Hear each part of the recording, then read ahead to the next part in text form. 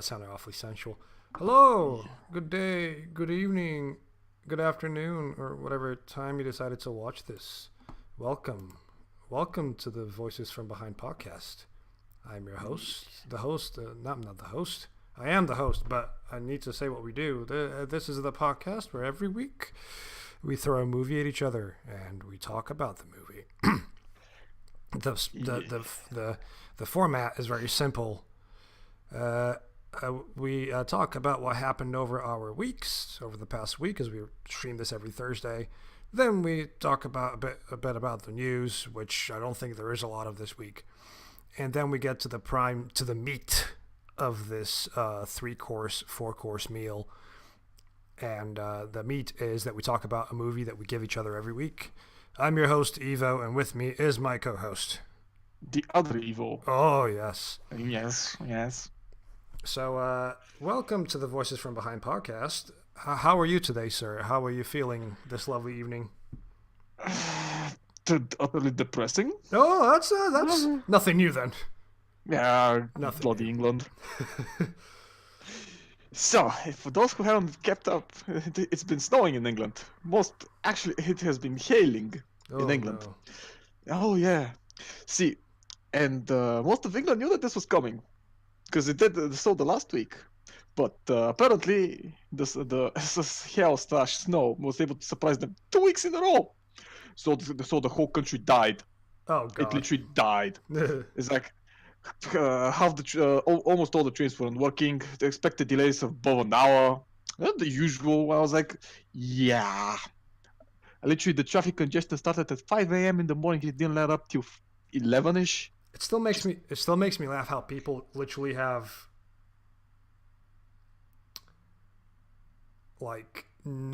you live in a country where rain is a common thing, and when temperatures go down, rain either becomes hail or snow, but you're still sort of unprepared for it. Well, I'd accept this if it wasn't bloody winter. No, it's winter. It's like, okay, first time, it's fine. I actually haven't seen a lot of snow in this country. That's okay. Yeah, not a lot. I wouldn't say it's a lot. But it I still assume it's happens every now and then, and people should be prepared for it, but for whatever reason, they are not. It's just, but it's like twice in a, and now they don't, because apparently there is a storm coming. Yeah, I heard about the storm, but yeah, it's gonna get worse. I am woefully, and I'm utterly depressed seeing how if they can handle this much, it literally rained for one night, and it didn't even have 1 centimeter worth of snow. It's well, just basically... here, surprisingly, I'm the Scottish boy, and it snowed for 20 minutes, and we got a good 5 millimeters, and the buses were just going, but they were still moving, and people were still walking around, so it wasn't too bad. Ach, no. Yeah, but no, but that's fine. I expect some delays, but I'll usually expect 7 buses in a row, because the next half an hour no bus is gonna go through. Just some kind of. But then again, logic. for whatever, England's always been like that though, because it snowed last year, didn't it, for a day, and everybody went on red alert. Well, because they're woefully unprepared. They have no contingencies. They have no just contingencies. Just the political things that we talk about sometimes, but we're not going to talk about this time. My thoughts exactly. It's like I'm not even surprised. How are people still breathing? Yeah, well, it could be worse. So, so basically, you got stuck in a storm because you were texting me the other day saying that you tried to get to Manchester and it was an absolute pain. Oh yeah, it was.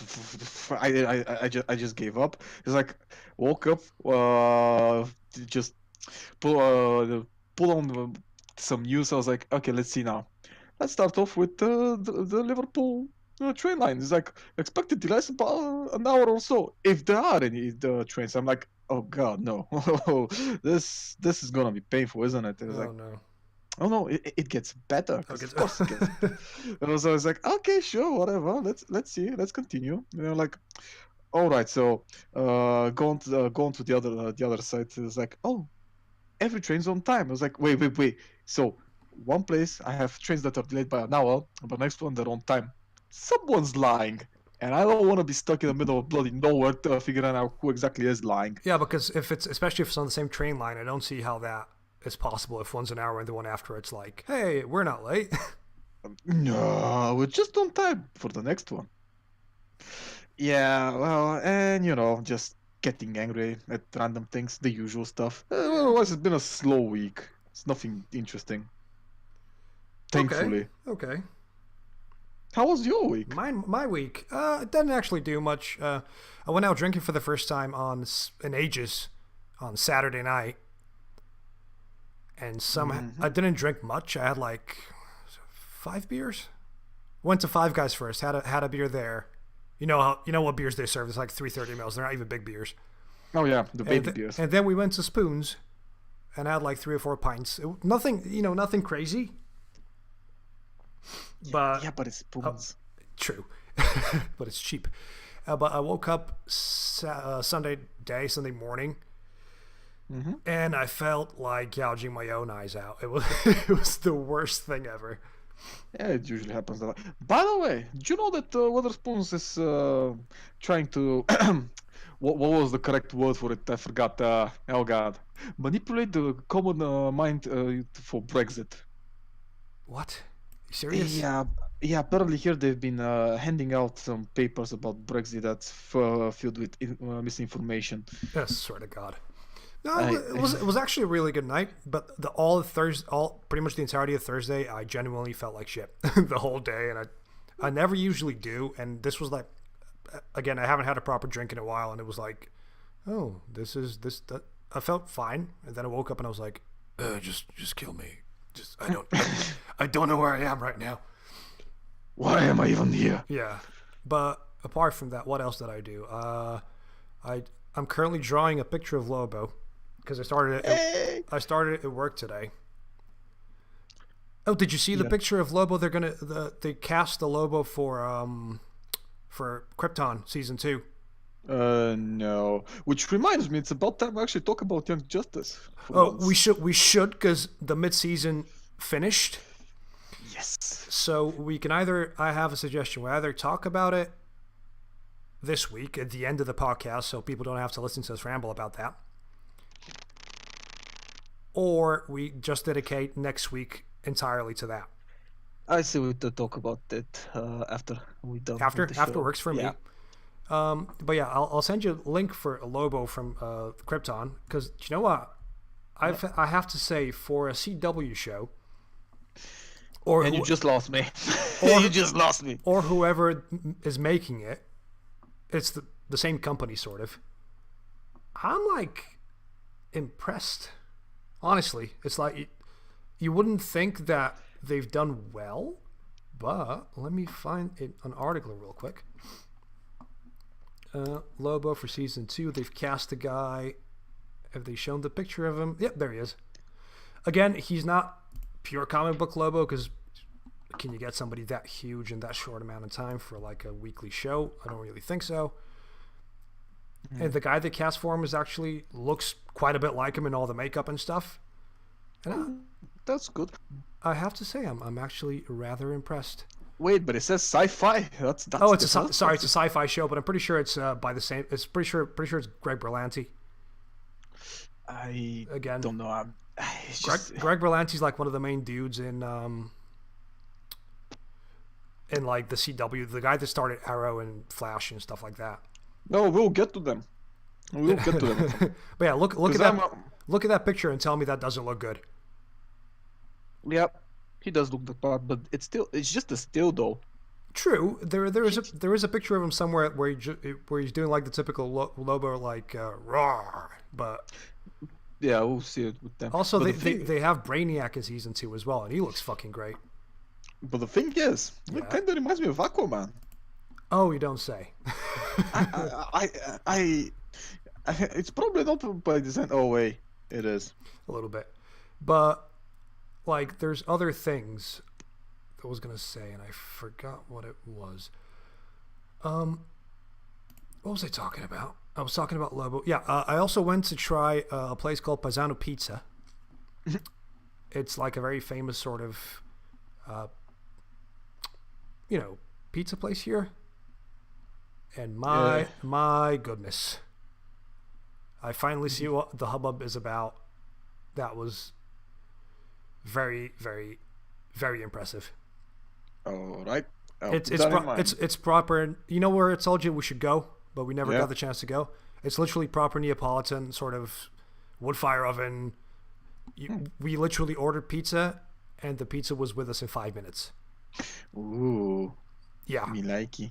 And it was, again, a typical Neapolitan. It was like slightly soupy in the middle. It wasn't like fully cooked all the way, but the crust was nice and cooked and like charred. Whoo, boy. Do you remember that Bloomberg article I gave you about the pizzas? Yeah. Yeah, I want to try half of them. They look so a lot of them good. a lot of them were weird, but they do look good. Oh, because, it's like pizza is like the Italian version of sandwich when you think about it. It's just bread and stuff on it. True, but a sandwich implies that you have 2 pieces of bread with stuff in between the bread. Yeah. Not Oh shit, necessarily. we got five views. I guess posting this in the group chat for work kind of worked. Spread the good word. Spread the good word. I literally went to the group chat, the one we have from work, and I'm like, guys, just leave this in the background. You don't have to watch it. Just leave it in the background. We need the views. Yeah, just mute it. So to those listening, thank you very much for listening. Also, today I had a weird day. That's why I started drawing Lobo, because one, I was late for work because I thought it was in a half 10, but it turned out it was in a 10. So I was a bit of an idiot. Then I finished work at 4. Finally got my full promotion, by the way, so you can clap now. Thank you. Oh, I feel so honored. So I got my thingy, and I finished at 4. Then I thought, shit, I've got training in 3 hours. So I literally went to like a paper chase and bought a pencil and a pen, and I came back to work and just drew for like 3 hours. It was it was a strange day. Sounds like it. It was a strange day. But apart from that, I don't think I did much this week. Like, I watched Young Justice as yourself, and that the cliffhanger in the end kind of make me go, oh no, I want to see more. In typical Young Justice fashion. But that's I have actually a theory about the cliffhanger. That show went in such a dark place at one point, especially when Cyborg showed up, and there was this one scene, and I kind of went, this isn't a kid's show anymore. It was never a kid's show, to be honest. True, never. But the first 2 seasons didn't really have that much gruesome shit in them. You get people getting shot and smacked in the face, but apart from that, you don't really, get much. Well, here it's like, this is a man's exposed skeleton with a heart still beating inside. Holy fuck. Well, in the first season, we had the person doping, another one lying at the... Yeah, but you couldn't really tell, like, it was implied that he was doping. No, he was doping because he was using the stickers to get more of his Kryptonian DNA so he can do Superman stuff. Oh, shit, I forgot about the Superboy thing. Yeah, he was doping. He was doping, so he was actually getting a roid rage. That was literally what he did. He was getting a roid rage while he was doping. But and this the other one, one you get to see a man that's pretty much fucking ripped in half by an explosion, and you see his heart still beating inside, and his head's half exposed, and there's blood everywhere, and you're like... It's so good. You're like, what the hell am I watching? This shouldn't be shown for kids. Why are kids... I mean, it's good that kids are watching this kind of stuff, but Jesus Christ, you know how DC shows only go a certain way of violence? You don't expect them to cross that line? Well, they kind of started crossing it with Titans. True, but Titans is pretty much R-rated because it's like there's swears and there's guts and shit. Well, here it's animated and you don't expect it because the first 2 seasons didn't have that. And all of a sudden, within season 1, they're burying fucking bodies in a ditch and you can see it. Yeah. From episode 1, and then you get people stabbed through through the stomach, and they just drag the shot out of the person pulling the thing out of the stomach. It's like, wow. That's the one thing that bugs me about Halo. Halo is she's such a dumb superhero. It's like, but she's such a sweetheart though. Yeah, but she's so dumb though when you think about it. It's like, oh my god, they killed her, and you're like, yeah, she's gonna revive. So you're like, oh my god, they killed her again. Okay, so she's gonna revive. It's like she's like this version of Kenny at this point. Every time something bad happens to her, I'm sitting there going like, she's gonna revive.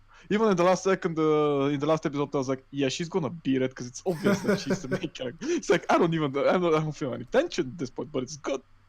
Yeah, But we'll get to this. we'll get to to this. Young Justice when we get to Young Justice, because it's Yeah. gonna be a long conversation. News. God, this was like a very quick week thing, wasn't it? Yeah, it was really slow. Yeah. Really slow. Well, there's not much that's happened. The weather's been kind of cold and it's been windy. EA lost their case against Belgium, so they're forced to remove their loot boxes in FIFA. Oh no, not the FIFA. Fallout 76 is even worse, because apparently they rolled out a new update that rolled back the previous update with the previous problems that they supposedly fixed. Yeah, it's one of those weeks. Yeah, let me just look at my drawings real quick here, see if I've drawn anything else. But no, I went, I went on Hot or Not. You know the What? website where if you put a picture of yourself and it gives you like an out of 10 rating.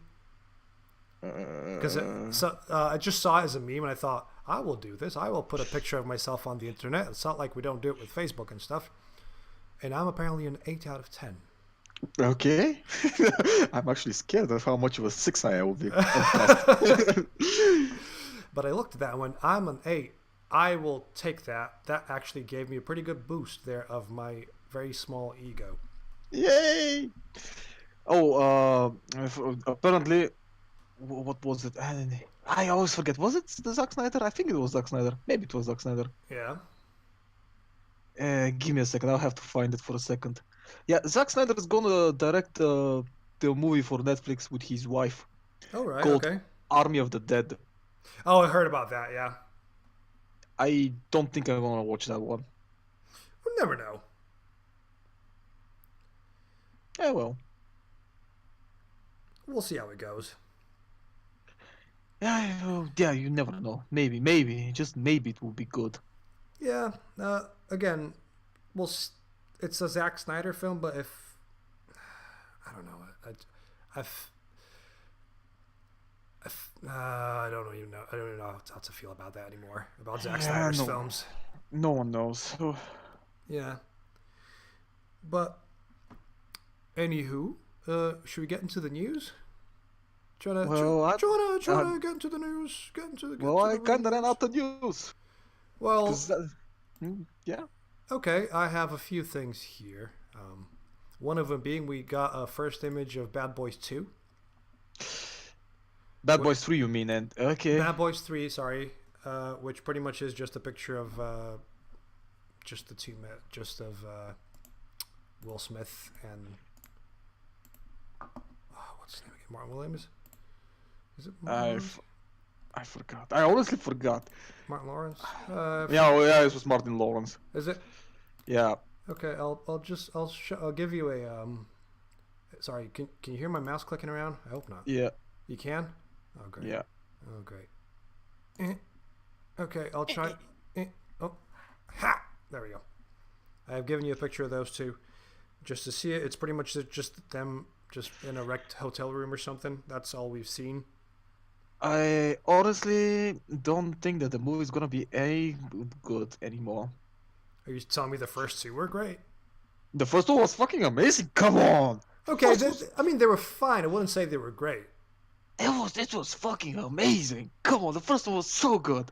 It's just like it's your typical buddy cop drama, but it's done so well. Yeah. Overslot.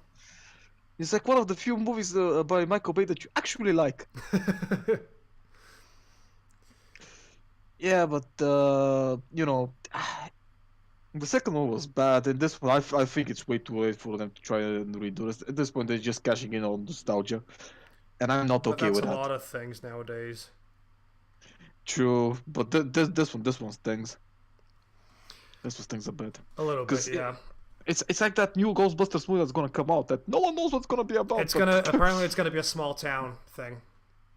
Very Stranger Things inspired, from what I heard. But I mean, are they gonna go with that idiotic female cast again? I don't know. Were they trying to emulate the men's cast and failing miserably at it? I think they're all back, apart from Harold Ramis, obviously, because he's dead. But yeah, I think that's absolutely stupid because they messed it. Because Ghostbusters are 4, not 3. 4. That's just painful. Because all those years waiting, we got nothing. I don't know, maybe it's gonna be good, just maybe. But yeah, it's also cashing in on nostalgia. Yeah, I mean, again, it's confusing because why would you do it again? Because I mean, I'm guessing it was the execs going, okay, the female led one wasn't that great, so we have to make the original get the original back. I'm like, no, you don't have to get the original back. You just need to make a good movie. You don't. I feel like they're doing it just for the sake of latching on to nostalgia and making people go see the film just for the name. Exactly. And it sort of loses its touch, like, completely. Yep. You know what I'm saying? Exactly. Well, I mean, we'll see. Just time will tell. This is the best way we can. Maybe it's good. Maybe it's gonna be good. I just want it to be good. Fingers crossed. Yeah. Yeah, but hardly. Anything else? Another thing, DC and WB in general have put a 2021. They've got release dates for films. Yeah. The Batman being one of them. Batfleck? No. Who's gonna play Affleck is out. Nobody said anything. Oh, come on. Yeah. Affleck deserves a good Batman movie. He does, to be honest, but after all the backlash and the fact that he wanted to do it, but everybody pestered him so much that he completely gave up on it. I think that's the worst part of it. Right, we had that. We had Christian Bale fucking a Batman. We had fucking Val Kilmer doing the same shit. But suddenly, super Batfleck was bad. Why? No, I'm not saying Batfleck was bad. I'm saying that because BVS got such a bad reception, but then everybody expected him to miraculously spring a Batman film out of his ass.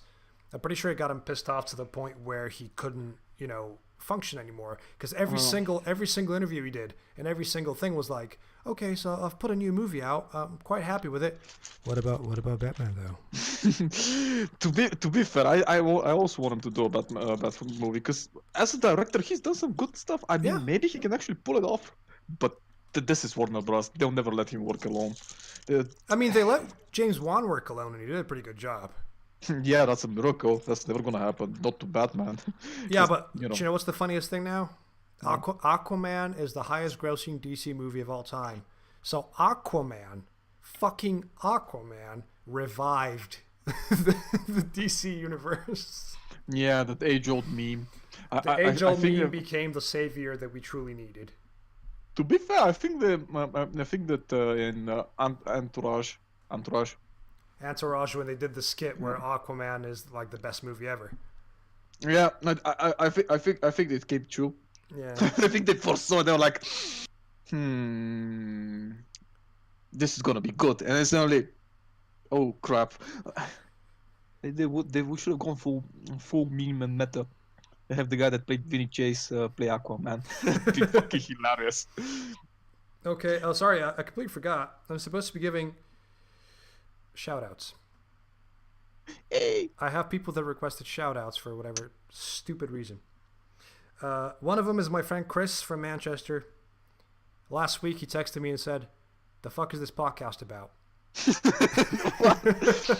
So he hasn't listened to like 5 minutes of it? I don't think he has, to be honest, because he pretty much said, "The fuck is this about?" And I responded going, "Well, we talk about movies every week, and we give each other a film, and we discuss the film."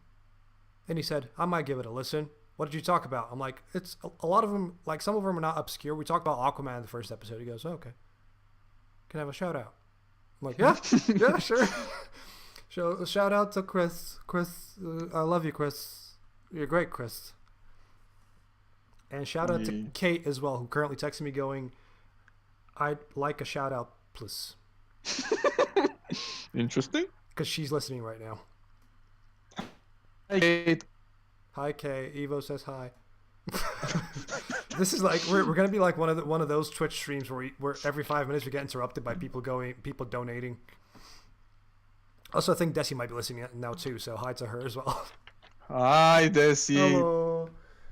So whatever happened. Hi to everyone else. Hi to the 2 viewers. I think it's them too anyway, but I don't know. Are you still in chat or are you not? I don't think. Oh no! We have 2. Oh my god! Also, if you hear me slurping and slipping, I'm sorry. It's very cold in my room, so I'm trying to like drink a tea to stay warm. Quite posh of you. That's a Bulgarian tea that she brought it back from because she came Like, back like on Sunday, so she got like proper like herbal alpine tea. bruh, this reminds me. This is one of the funniest Okay. things. So I smoke Dunhill, which is a London-based company for cigarettes that are not sold in England. In Bulgaria, I drink Ahmad Tea, which is a London-based tea company. That's not sold in fucking England. it's I'm like, it's a bit all strange. right. The like the local sort of not local localization of certain products. It's like, how does this work? Tell me again. How Okay, does this even work? okay. To be honest, discussed it with Ben. Shout out Ben. Oh, shout out to Ben. Oh, we're in it today with the shout outs. This is great. Yeah, who explained that apparently there's some laws that kind of prevent, so it's not beneficial for them. But to be fair, the tea is one of the best teas I've had, so I'm always buying that back home. And Okay. here I get some really shit tea. Do you want me to I give you a really good brand of tea that actually they do like really good like fusion teas and shit? Lipton. Oh, good. No, I think they're pronounced puka. It's Puka. Isn't that the name of a TV special that aired like 2 months ago? I can't fucking tell you. I don't follow. Uh, I don't watch TV. it's really weird because it's on a series by which one was it now? Is horror anthology based on holidays again, but it's a TV series, so every episode's like an hour or so. Oh, okay. There you Uh, go. On eBay, you can buy 8 packs by 20 tea bags each of the puka range. uh, Or sorry, and no, you they can buy 20 packs of 8 each. Something uh, like that. You know, I'll just give you the Google Shopping link, and you can sort it out for yourself. Like all the major sort of shops sell them. But it's really nice tea, especially they do like a ginger and turmeric one, and it's fucking great. ew, ginger. I don't like ginger in my tea. Then again, I prefer my tea with honey and lemon. Honey lemon makes But sense. Try and tell that to people here. Some people just look at you like, what? What you I mean? have What been, you mean I have honey been in there. my tea? I'm like, it's just tea, man. And I was like, yeah, you put sugar, which is worse. Do you want to get taxed by Jamie Oliver again? Jamie Oliver comes. You put sugar in your tea. Jamie Oliver comes up like, hey, that's not healthy. No, but I'm drinking it Russian school style. You, I grew up doing it. I just can't put milk in my tea because when I put milk in my tea, it tastes like coffee. he So bursts through might the as well. window. Yeah, it was like sugar, tax it. It was, so every time I put milk in my tea, it starts tasting like coffee. And if I want something that tastes like coffee, I'll buy myself a fucking coffee. Yep, yep. Jesus, confuses people the hell out though. But I have been able to convert people to honey. True British men were converted to the real honey acid. So let's get to the movie. Oh boy. Okay. The Batman is actually. Pretty sure it's currently being filmed because I saw an article which I Oh, can't get my really? fucking hands on right now. That wherever they're filming in the neighborhood, residents have been informed about to be about explosions or gunfire, just to not be alarmed. It's that they're actually just filming a film. Okay, that's an interesting one.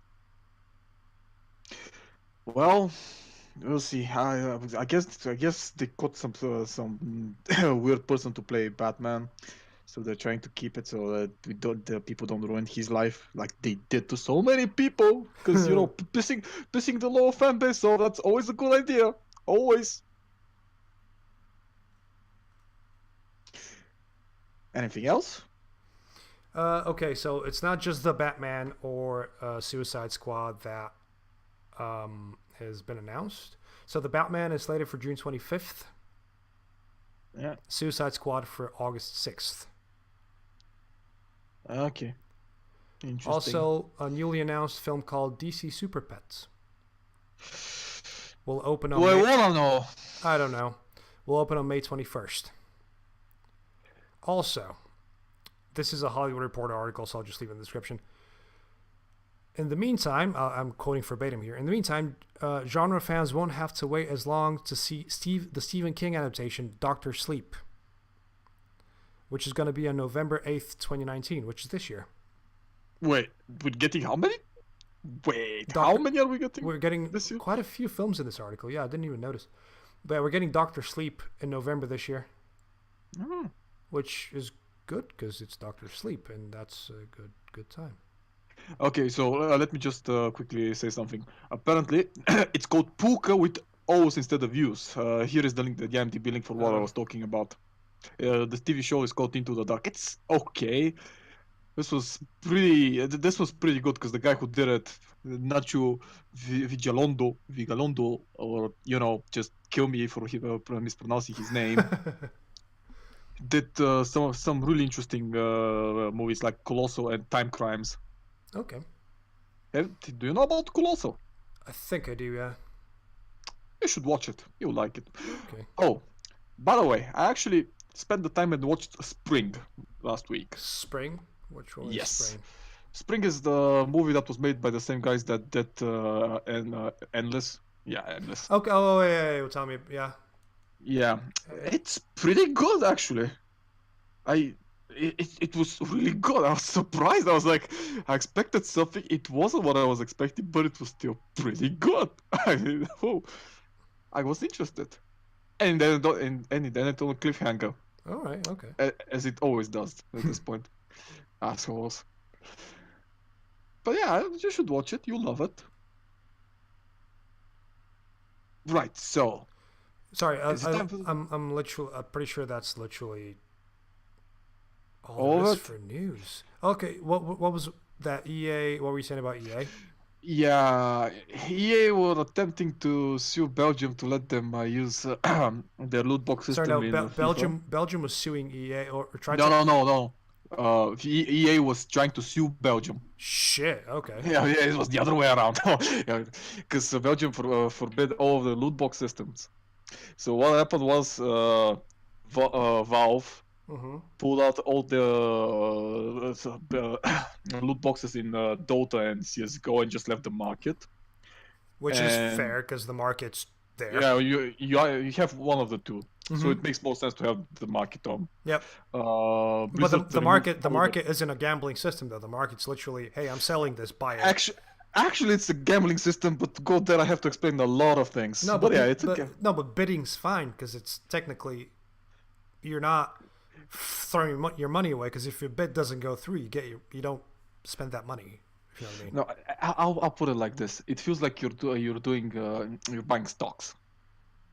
It's literally the same principle because it either goes up and goes down. If you don't know the exact price or what you're getting, because sometimes something that's priced way below its other relative objects can cost actually more because the person who's selling it doesn't know the true value of what he has, and vice versa. Sometimes something that's priced really high just costs less. It is a bit of gambling if you don't know what the hell you're doing, and explaining to some children how this works is not particularly easy because market fluctuations and stuff.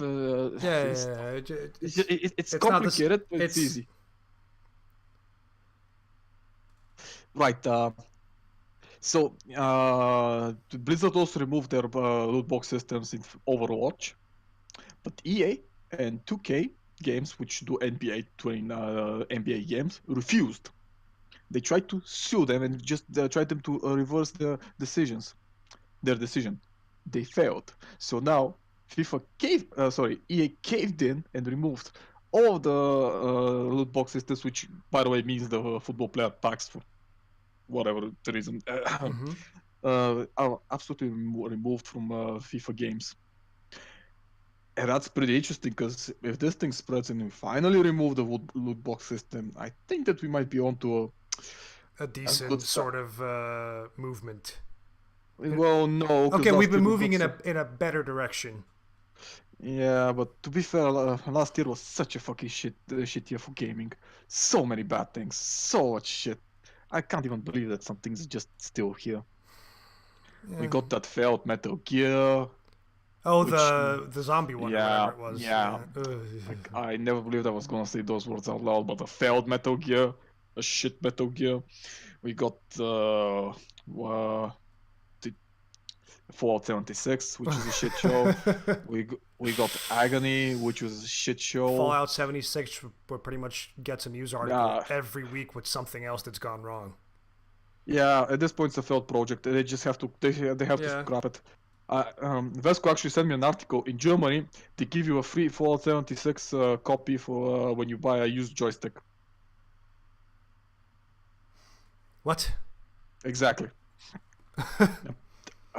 People just don't want this. It's just like they have literally destroyed all the goodwill, which I don't know how the hell they actually got that. All the goodwill was just gone. It wasn't there anymore.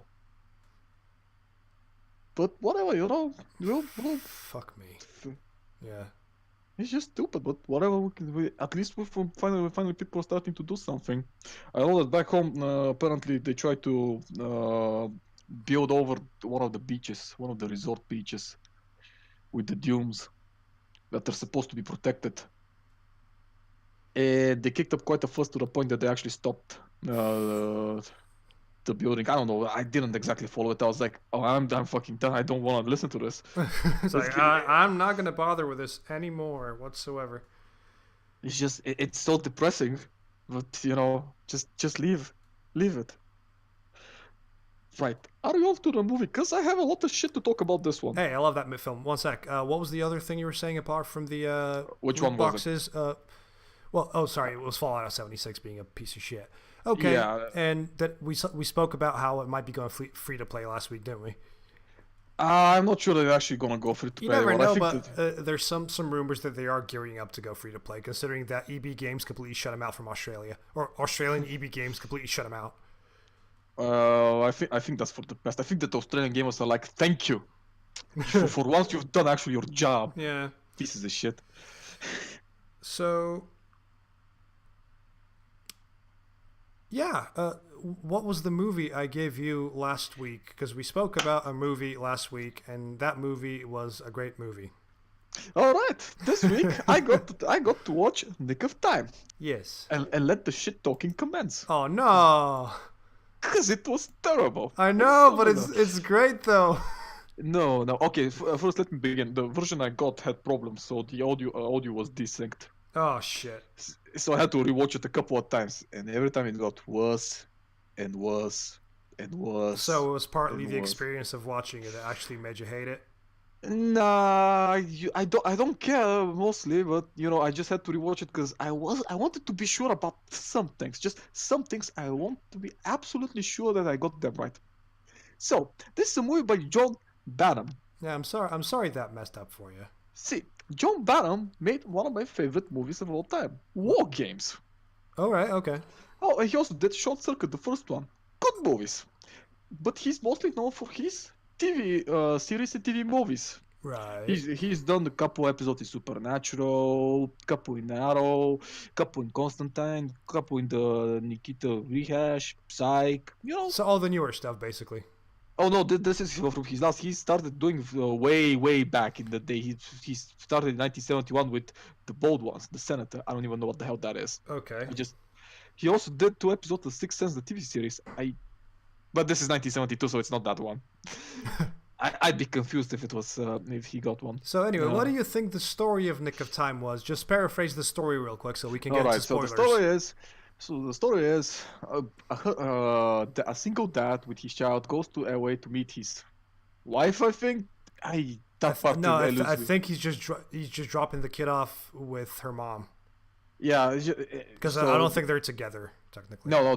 He said that they were in the taxi. They said that he was trying to get they were through the process of getting a divorce because they got estranged. Yep. So and they get picked up by 2 random blokes, which are a man and a woman. They take the child hostage. They give him a gun and tell him to kill the senator. Yep. Who's for a re-election. And now for spoiler territory, let me fucking begin. First of all, the husband is the single father is played by Johnny Depp. Yep, and he's actually playing against type here because he's allowed to act a little bit. No, he's playing Johnny Depp. You can always tell Johnny Depp.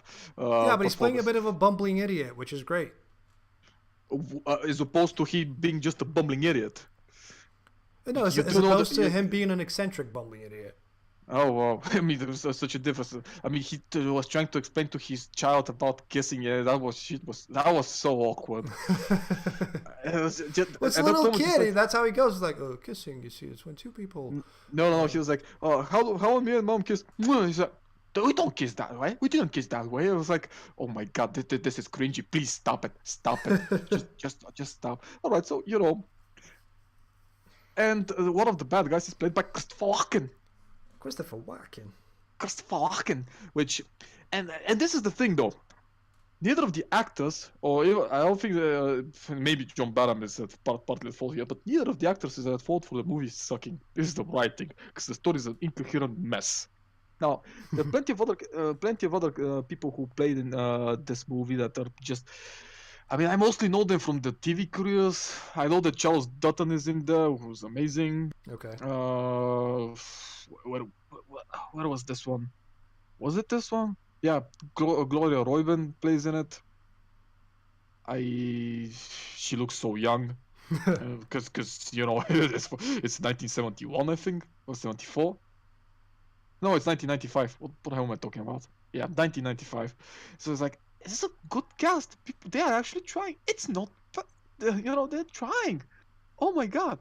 But the writing. So apparently, these people went to the plan of getting a random person. Yeah.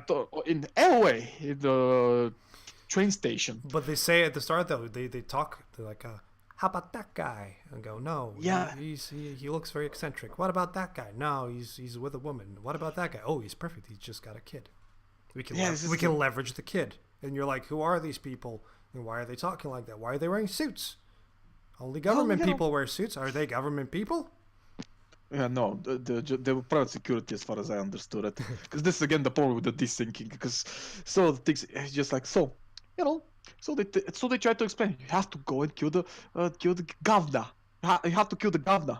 I was like, okay, fine, but why do you try to get a random person off the streets to do your dirty job when she is gonna be in a hotel and she had a meeting outside? You just get the fucking sniper to put one in her head and just call it a day. But that will cause international uproar that will target the security people. So the security people wanted to look like heroes, so they got just a rando that they could stop. Wait. So let's just continue on this train of thought, and then frame someone. Easy, just easy. Nope, that's not how it's gonna go. Fine by me. All right. Let's continue. So he goes in. He tries to talk to the police, and Christopher Walken. Every time he's trying to do something, Christopher fucking Walken's there. I don't know. I love that though, because he's like, I'm just gonna go piss. I'm coming with you. I was like, no, Chris, what are you doing? How are you there again? How are you so quick? It's just like, this guy just might have the random fucking thought about it. It's just like, I'm gonna go get myself a burger, slip the guy a piece of paper telling him that people are trying to kill the governor from here. Then I was like, Christopher Walken just gonna go like, I'm gonna get you your burger. You're like, oh, you mother. It's like, yes, yes, Christopher, be as annoying as you can. I love this so much. It was like, okay, so he was just on his ass the entire time, and I loved every second of that because he was literally like a supernatural being at that point. It's like. Which brings me to my first point. He was like a horrible slasher villain. You turn around and you go, oh, he's there again. How is he there again?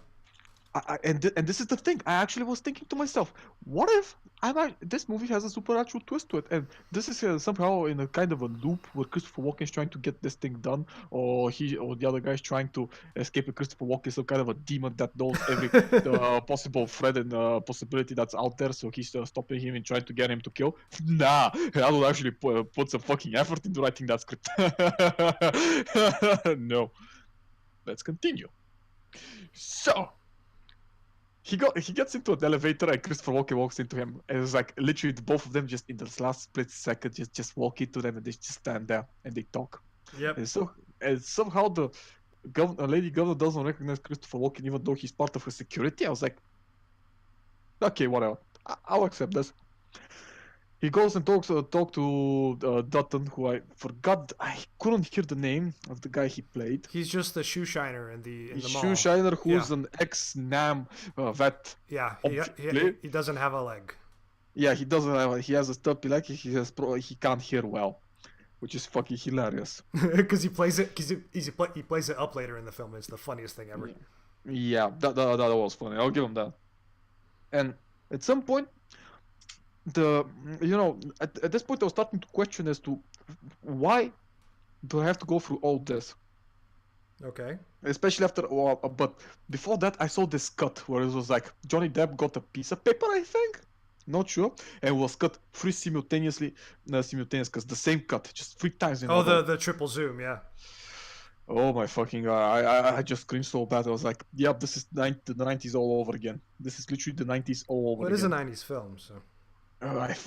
This is why this thing died almost immediately after the 90s. Yeah. Just like, it's bad. No good movie has this.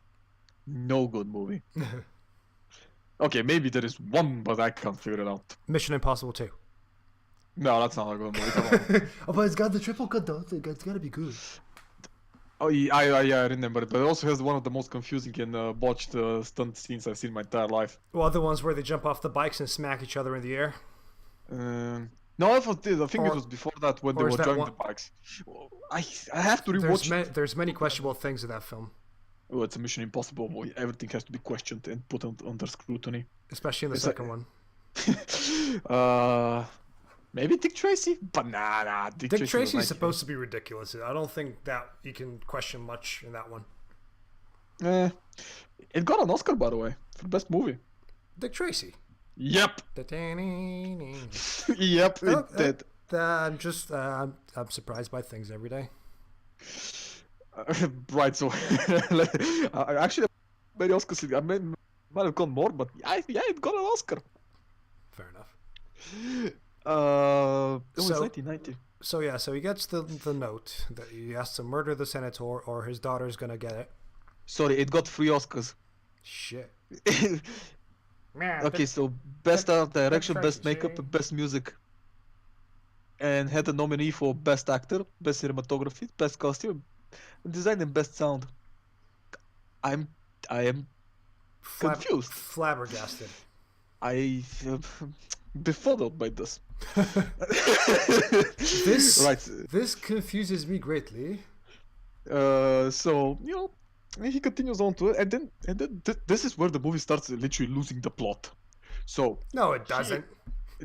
So he goes out on the outside meeting that was mentioned that they could just shoot her with a sniper, and just someone points a finger at him, even at a random person, just slip him a goddamn pistol inside it. They were like, fine, but so he's being called by one of the security guards to get searched with a metal detector, who conveniently switches it off, so the pistol that they gave him does not register.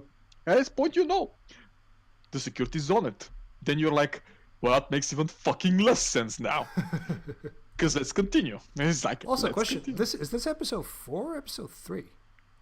Episode 4, I think. I realized I never updated the stream title.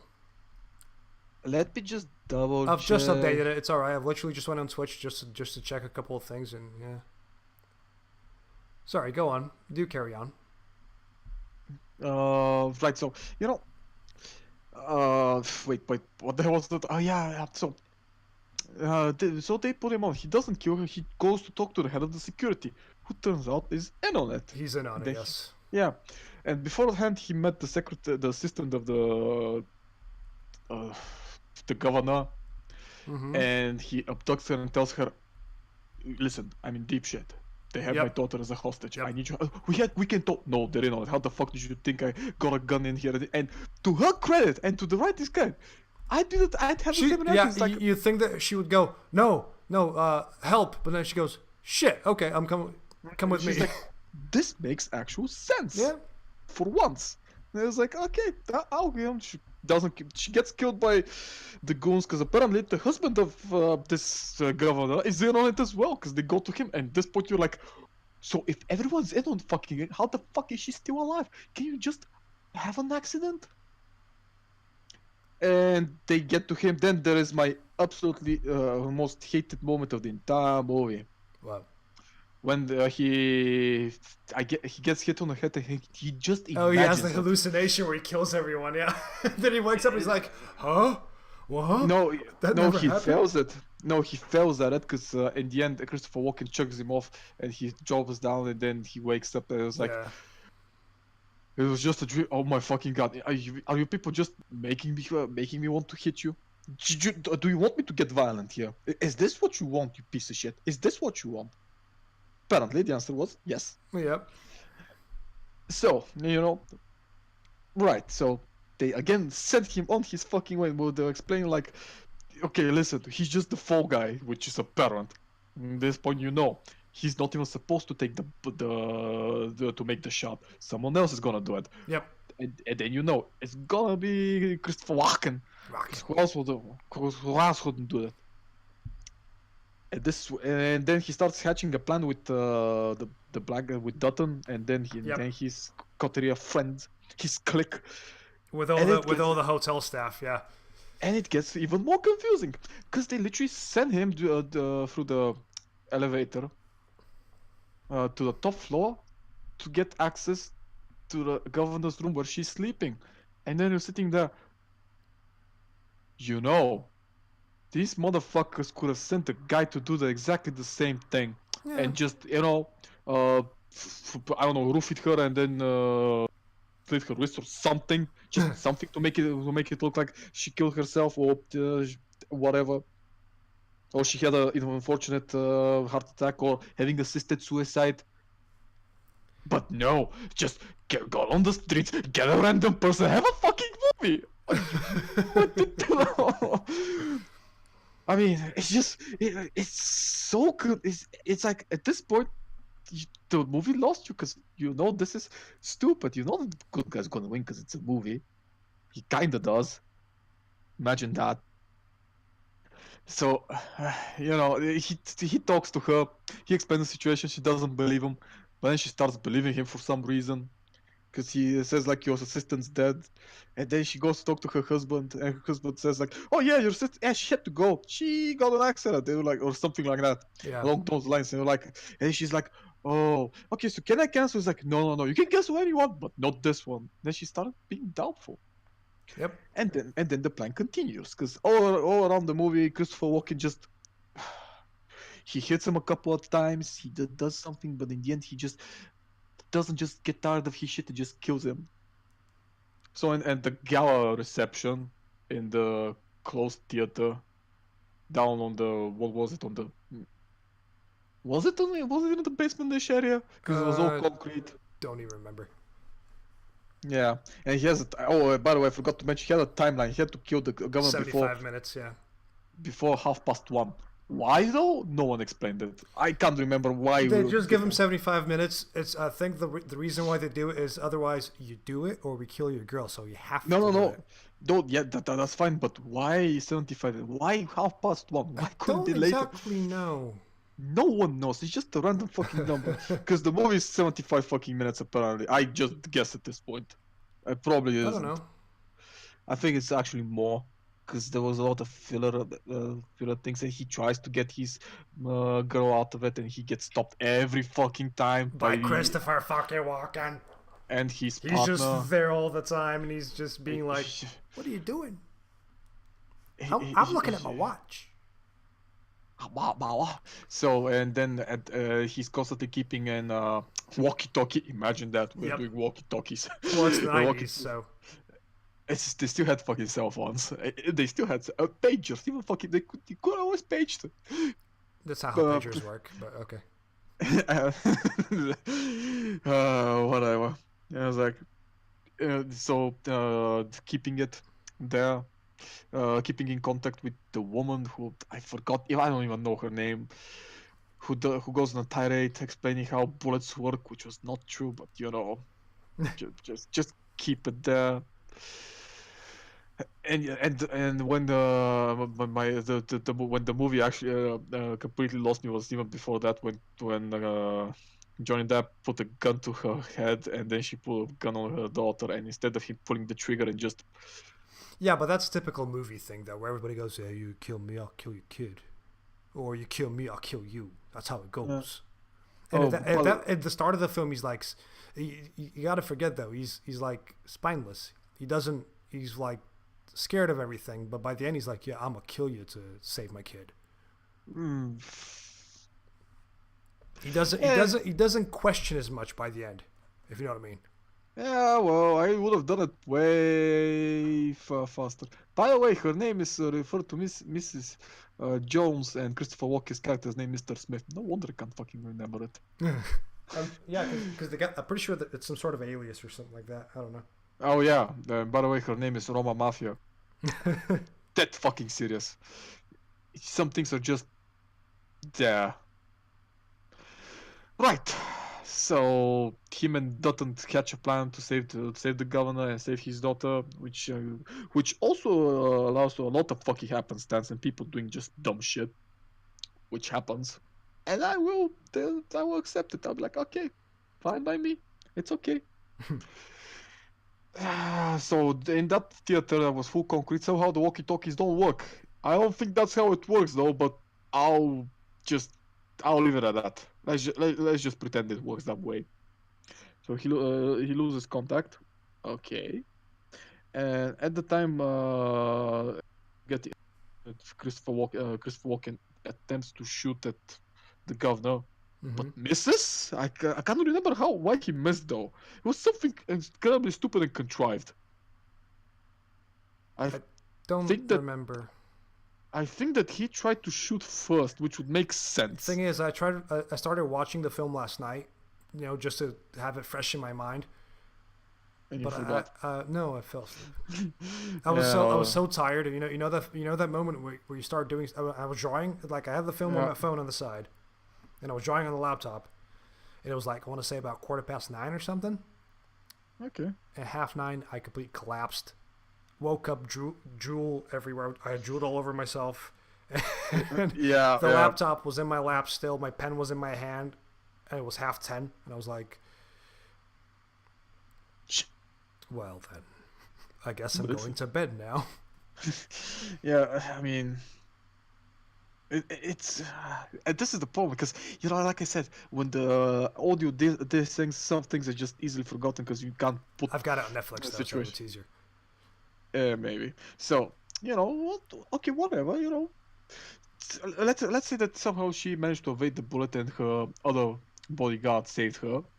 Yeah, I think that was the fake out of the film where they're like, oh, the senator is dead. Oh wait, she's not dead. Never mind. No, actually, you see that she's not hit. I remember this because you actually see that she was not hit. Yeah, but it also makes sense in a way that the actual security people that were with her were actually doing their jobs. See? Maybe.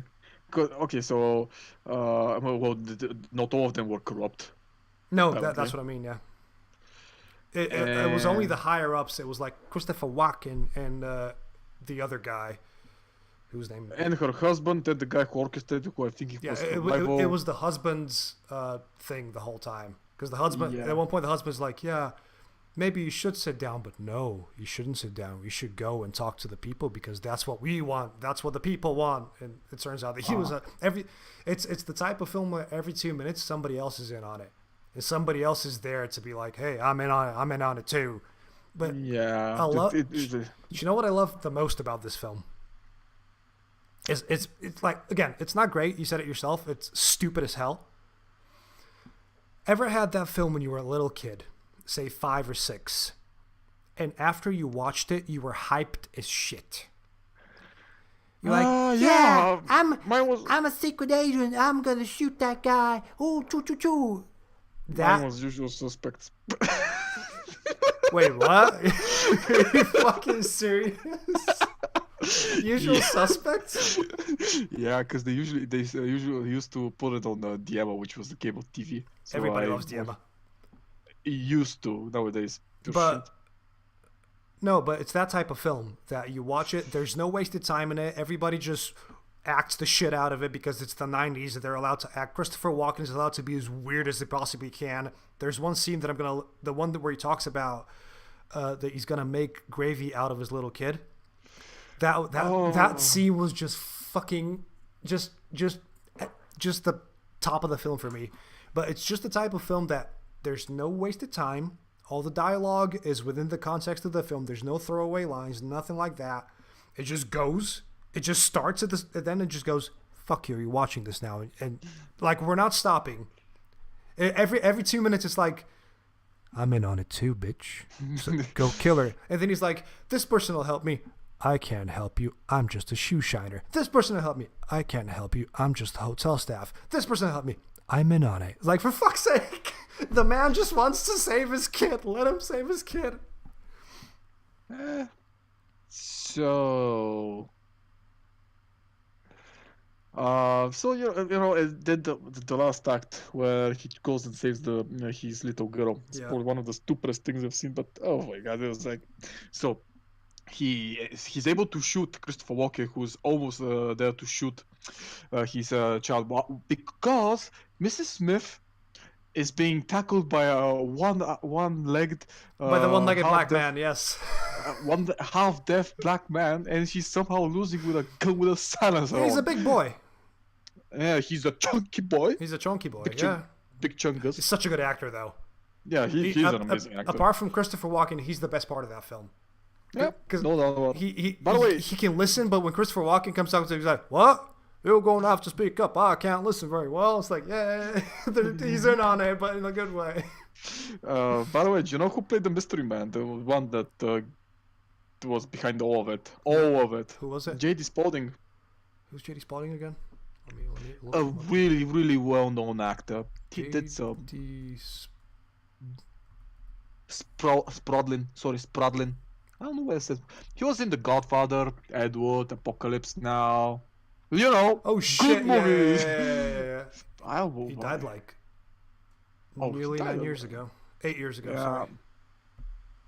Rest in peace. He was a good actor. Good actor. Even though in this movie he literally said nothing and just. Yeah, he was there to just be the sinister mystery man.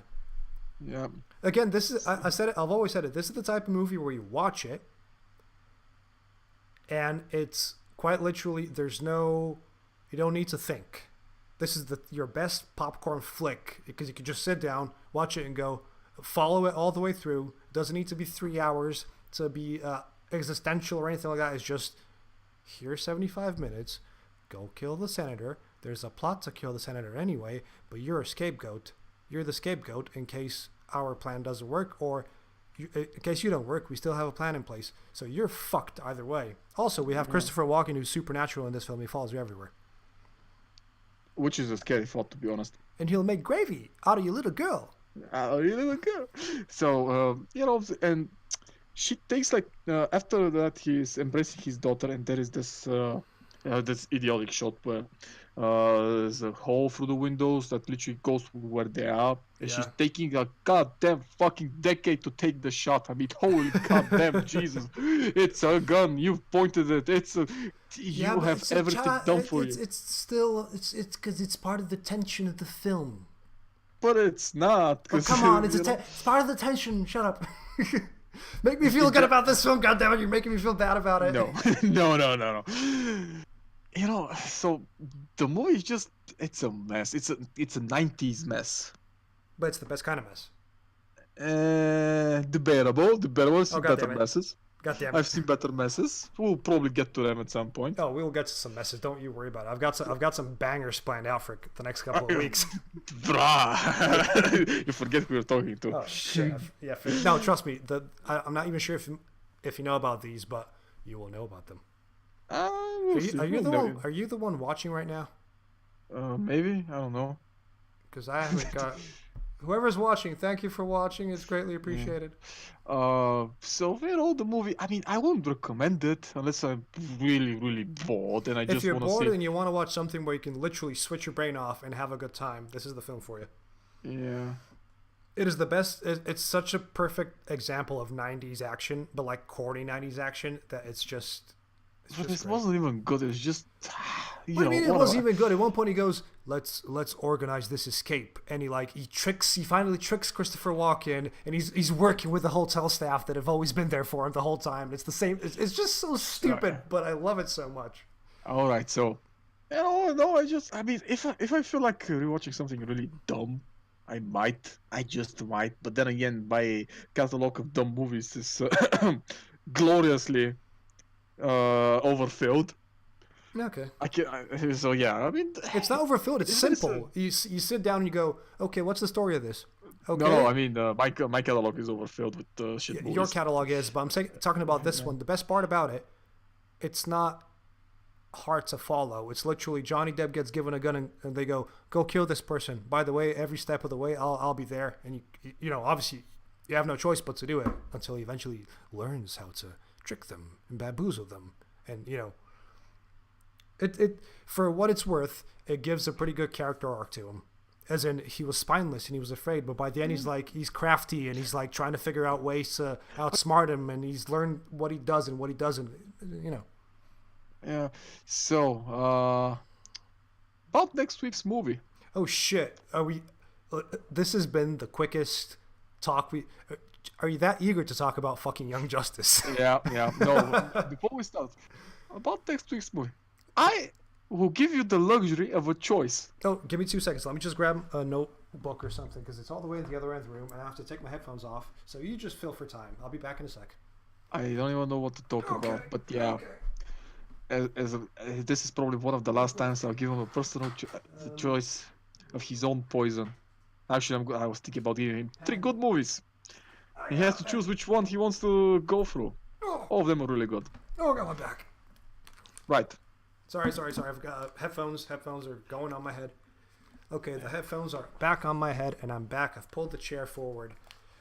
Okay. I have the book open. What is thine film? No. I'll give you a choice between 3 movies. I'm not gonna name them for you. Shit. Okay. Choice The between first one- 3. Yeah. The first one is an action movie. Action. The second one is a found footage movie. Okay. The third one Okay. is a setup for the next one I'll give you, because it's part of the John Carpenter's trifecta of movies, The Apocalypse Now. Okay. What's the third one? What's type of? So it's a horror film. Yes, it's an apocalypse movie, a John Carpenter one. Your choice. John Carpenter apocalypse film. It's not Escape from New York, is it? No, It's not. actually, it's not the no, mouth. no. It's not the Mouth of Madness, is it? no. No. Okay, give me the action film. Considering I gave you an action All last right, week. all right. Okay, good. You choose one. So, I'll lead you into this. Do you remember that movie Doom? Yeah. What was the best part of that movie? The first person bit. What if I tell you I know a movie that's exactly only first Are person you and nothing literally else? going to give me Hardcore Hardcore Henry! Henry? Ah! Yes. Yes, I want to rewatch I've been meaning to watch that film ever since it came out, and I haven't had the chance to watch it. So Hardcore. I've watched it. It's glorious. Hardcore Henry. It is for next week. We're talking Yep. about if we're talking about simple action films, this is one of them. I mean, I know the story inside out. I know it by fucking heart. The story is just so dumb, so fucking dumb. I'm watching Hardcore Henry for next week, and that'll be hella easy to discuss. But let's hope it's a quicker news week, busier news week next week, because I feel like we won't have a lot to say about this film. Oh no, there's a lot to talk about it. I Trust me. remember seeing the concept trailer. You know, the one that they put out where he's with that Captain Price guy, and they're in that block of flats where they're just blowing people up. I remember seeing that and going, "This seems like a really stupid concept, but it might work." And then they were like, "Yeah, it's an hour and a half now. Enjoy." I was like, "Ooh, oh no!" Trust me, it works. It's really good. I've seen it a couple of times. Every time I have so much fun watching it. Good. And it's I've been meaning. so dumb. I've genuinely been meaning to watch that film ever since it came out. And let me double check real quick if it is on Netflix, because I'm pretty sure it is. But we will be just talking about it next week. See, this is like the alternative style of cinema, where people take a concept and just try and make it through it. Yeah, I remember. I'm pretty sure it's not directed by the guy that did Day Watch and Night Watch and Twilight Watch. It's Ilya Naishuller, Oh, it's which maybe it. there he you go. did, Hardcore Henry. It is. I know he did some. It's No? directed by Ilya Naishuller. Is it? So Yeah, it's not Timur Bekmambetov, is it? No, Because Timur Bekmambetov is the guy that did that. Yeah. this guy did a couple of things. Oh, he wrote it as well. Short. Well, I think it all started as a YouTube thing, but yeah, it's the one I'm telling you about. It's the one with Captain Price, where he's like, "Hey, Lord, come with me, sir. We'll shoot these people. 3 men are coming down. Throw a grenade through that door, or whatever he says. I don't remember." That movie is just so good. It's so dumb. It's so dumb good. And it's Tim Roth that plays Captain Price. Tim Roth. It's fucking Tim. I fucking love Tim Roth. Tim Roth is great. Yeah, national treasure. So, I mean, do you want to know what the other movies were gonna be? Yeah, actually, you know what? Tell me what the other 2 movies are, because I'm kind of interested. The found footage movie would be The House October Built. Okay.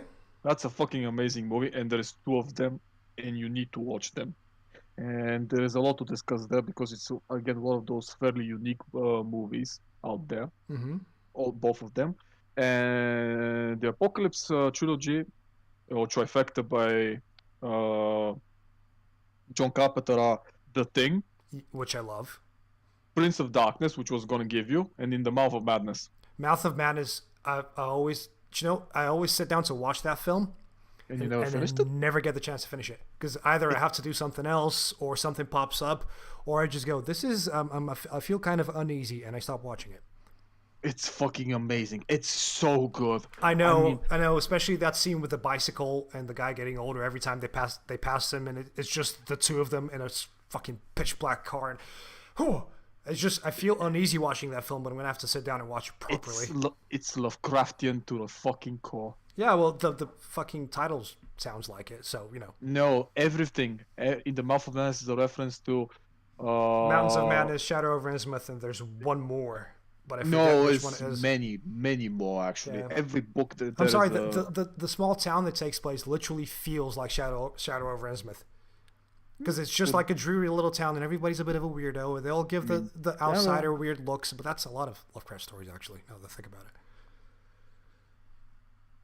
it. So it's a really and this is the type of movie that people who hate it have zero fucking taste in literature. So this movie is not made for them. No, but people who hate it, they're like, "This movie's very weird." I'm like, that's the point of it. It's a lot of Carpenter films. I know people that don't like The Thing. I'm like, why don't you like it? It's just The Thing. It's just why does it end like that? Did they kill? Why do the 2 of them just stay there in the snow in the end? I'm like, are you serious? Because we don't know who's actually the Thing. That's the whole point. Actually, I'm pretty sure that Childs is the Thing. Are you sure though? Because MacReady's eyes aren't lit. But I'm pretty because you don't know where Childs was. True, but also in that film, they use when somebody's not the Thing, for every scene, they don't light their eyes. Maybe that's because they never do it outside, so you never actually see the eyes outside. But they are. It's.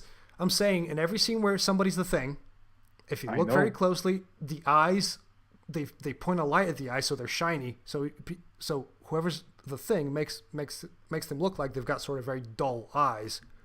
In the very last bits of the film, MacReady's eyes aren't lit, but neither are Child's. Now to think about it. Okay. So again, that's why I love that film, because up until this day, people are going, "Who is the Thing, and who ain't the Thing?" So. I think it's also implied that the Thing knows when the 2 of them are close to each other. Yeah, that too.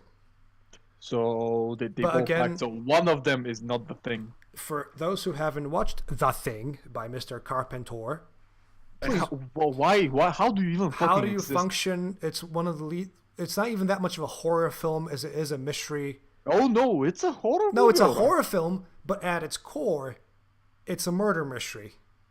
It's a lot of things. It's a lot of things. But let's not. We literally spoiled the end, but we didn't spoil anything. You didn't hear that last bit. Yeah, so, that hasn't been spoiled. Please, if those of you who haven't seen The Thing by John Carpenter, watch that film, because that film is fucking stellar. Of course, it's not perfect, but to me is one of the closest things to a perfect film. So I was gonna give you the Prince of Darkness, which Prince of Darkness is pretty good as well, I think, but I've not watched it. I've seen it a couple of times. It's really unsettling, really fucking unsettling. It's like this. It's a John Carpenter film. Of course, it's unsettling. No, at its core, it does a lot of things better than the thing did. Okay. But some things are not as good as the thing. But the things that it did, the tension and everything was done way better than it was in the thing. It's so weird because even in the Mouth of Madness, but the mystery in the Mouth of Madness was on another fucking level. Even though if you watch carefully the movie, you know what's gonna happen. Yeah. It's being said what's gonna happen. If you know, it still catches you like, but it's like the thing is like the middling part. Yeah. Okay. It's like it does the two things that the other movies excel. It does it okay, but the other movies excel in these specific parts, but the others not so much. So it's like if this thing is 50-50, the other was like 75-25. Okay. Respectively. All right. Fair enough. So for next week I have the Hardcore Henry, which I thank you so much for because it's a film I've been meaning to watch for a long time. I know. And we spoke about A Nick of Time. We didn't speak much. All I can say is it's a very well paced film, but you didn't like it, which makes me sad. Well, you know, I have some very peculiar taste in movies. Oh, I know I do. But this one, you can at least admit it's fun. I didn't have fun. I just fine. wanted to. You can at least admit it's 90s schlock. Yeah, I don't like the 90s schlock. God damn it! Okay, to be fair, the 90s schlock, I know some 90s schlock movies that I like, but not as much. Yeah, it's weird. You know what 90s movie I actually liked? Kind of. No, wait. What? What? No, wait. No, wait. This one was way later. The Blair Witch Project. The second one, though. Oh, the Book of Shadows or whatever it's called. Do you know what? Jokes aside, have you seen actually the director's cut? The one that's like a lot darker and makes a lot more sense? It's not even the director's cut. Not even the director's cut. The original vision that he had over the movie before the studio. The one, it was supposed to be a spoof of it, but with no, it's a mockumentary. Yeah, it's a mockumentary, but it's got like a sort of darker undertone here and there. Yeah, I've seen it. I've seen I actually saw that first before I even saw the cinematic release. The original idea for him wasn't to make a mockumentary exploring the effect the movie had on the masses by using 5. If they actually went through it and pulled the way he wanted it to pull, it would probably be the best sequel of all time. Yeah, but the studio went, no, it has to be scary.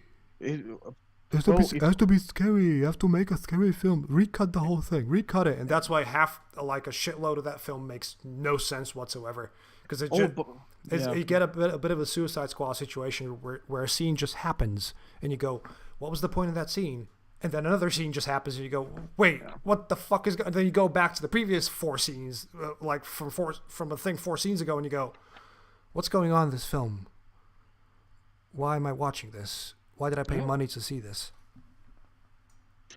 Pretty much. So... Oh, by the way, do you know that there is also messages littered in some of the shots?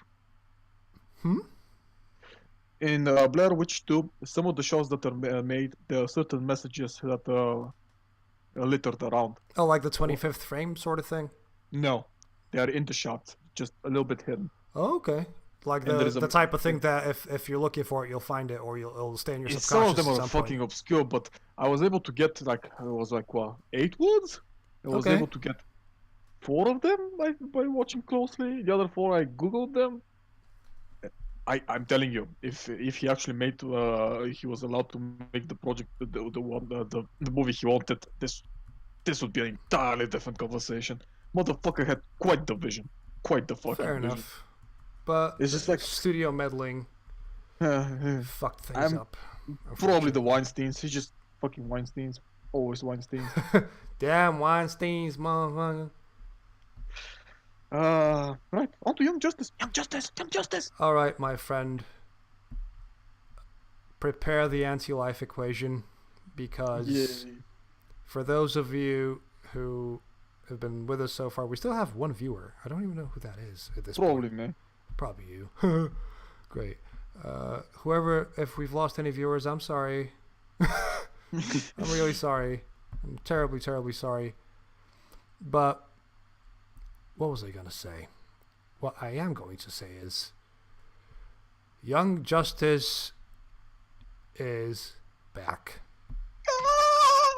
If for those of you who do not wish to listen to us ramble about the first 13 episodes of Season 3, I will completely and utterly understand if you click off now. Because we're going to spoil the ever-living fuck out of a kids show. That anytime anybody asks us, hey, either me or you, they say, hey, give me a show I should watch that's really good. And the first thing, I literally go up to them, grab them by the collar, and scream, Young Justice! Is Young Justice. Yeah. It is one of the best shows ever put to TV. It is stupidly well written. All the stories make sense. The character development happens every episode. There's a callback to the previous episode in every single episode, even though the first season is sort of villain of the week situation. Connects to the next. And it's the show that pulls off a 5-year time skip for the second season. And everything remains the same as in story continuation. See, the third season sort of goes out of its way to make it a bit different, but it still makes sense to the context of the show, and it's just great. It is honestly great. I cannot begin to explain how much I love the show. I can't believe they actually put it off fucking air to begin with. Fucking miserable sons of bitches. We can't have nice things anymore. Oh, this universe is failing. Sure, when you remove the actual good shows like Young Justice and several others, and you put shit like Teen Titans Go. Teen Titans Go is actually pretty good. It's bad. It's fucking bad. It's just good. It tries to do the Mei-Mei. The Mei-Meis. It tries to do the Mei-Meis. Please, but not fails. the Mei-Meis. And then we have stuff like fucking Arrow, which is just the monster of the fucking week, and it makes less sense to the point that I don't even know which Arrow version is this. Evo, you have failed the city. It is CW. I fucking hate CW shows. We had fucking Constantine. Constantine was amazing because it wasn't on CW. It got dropped for no reason, even it was made by the well. same people though. But it didn't get picked up by CW, which I'm fucking grateful for. He's on what's it called? The time traveling one.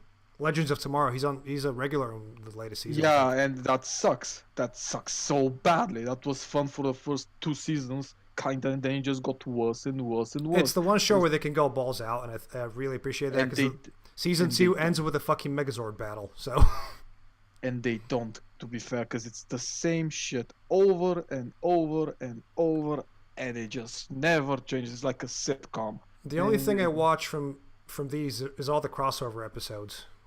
Oh, I tried watching that. It just pissed me even more off because it made even less sense. Because to be fair, you have to be a little bit inside the story to know who the fuck these people are. Because they never. Which I get it. I'm fine with it. It's a serialized show. You're supposed to know who these people. Yeah, you're supposed to be following it and stuff. But it gets even more fucking confusing because it's just bad, man. I don't even understand. It's like when it comes to TV series, people fuck up. People fuck up basic shit. Yeah. And this basic shit is ending really badly for everyone else. You remember the Marvel TV series? Mm-hmm. All of them? Yeah. Do you know that all of them failed? All of them. Yeah, I know. They made a crossover, which they finally did. I forgot how in the Marvel... Oh, The Defenders. It's literally the only Marvel show I actually finished watching. It's bad. It's horrendously bad. Yeah, it's not great. Do you know why it's so bad? What does Iron Fist do? He punches things. Really, really hard. And occasionally his fist starts to glow piss-wise. Yeah. Fine. What does Luke Cage do? He punches things. Really, really hard. He also takes a beating. Yeah. What does Jessica Jones do? She is a detective that punches things. Punches things really, really fucking hard. Did you notice the fucking pattern here? What does Daredevil do? Are you wait a second. He punches things really hard. Oh yeah. You know, that's but the whole problem. But he's a blind dude. Oh sure, whatever, but he still fucking punches things really, really hard. I mean, we have 4 people doing the same thing. fucking. I don't even have to. You don't even have to be an RPG player to know that this shit doesn't work. It's just like you don't have anything. People just punch. You don't do anything. Please do something. Please. Hallway fights. And where they punch things really, really hard. Iron Fist's girlfriend, she punches things really, really hard, and she jumps around. And she uses a sword, which is, I think she uses a sword. Okay, yeah, she does, yeah. Which is a bit more than the usual. Okay, but actually, that's a really good point, because if you compare it to the Young Justice team, we have a guy that punches really, really hard. Fine. We also have a person who basically goes to people and reads minds. You get Tiny Batman. We get the greatest Batman of them all, motherfucker. No, I'm just saying for people that kind of trying to figure out what Young Justice basically follows the sidekicks of all the main heroes and what they do on the side. On the side. So the team there is Tiny Batman. But who's really hell of smart and can hack through everything, and he's also a tactical officer. He's also a smarmy asshole. Oh, of course. Because he's a dog. Then you have Tiny Flash, who is really, really fast, and who's a massive goofball. You have Tiny Superman, who can fly or do X-ray vision, but he has amazingly like big anger issues. Mm-hmm. Then you have Tiny Aquaman, who's black. He is regal as fuck and he does not take no for an answer. But he's also a tactical genius and he's very tough. Then you have Miss Martian, who is a telepath, can shapeshift, can read minds, can fly.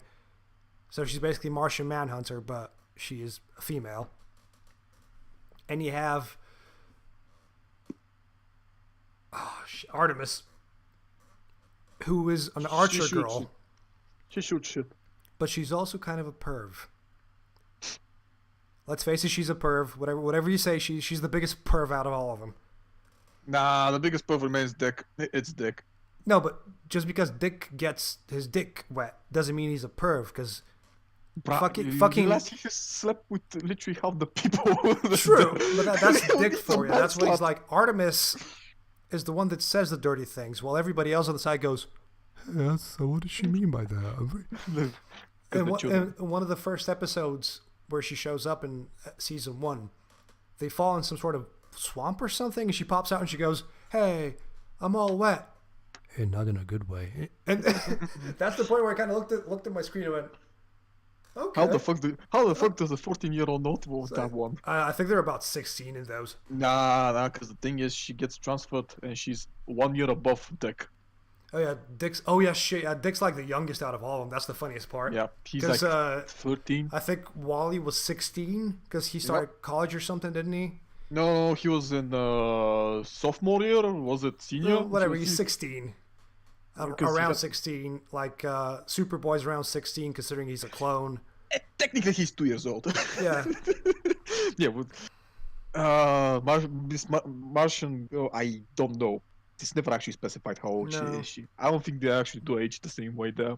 No, they don't. And Aqualad. Well, I mean, he's the oldest one. Yeah, he's like 17 or 18 when they first start or something. Yeah.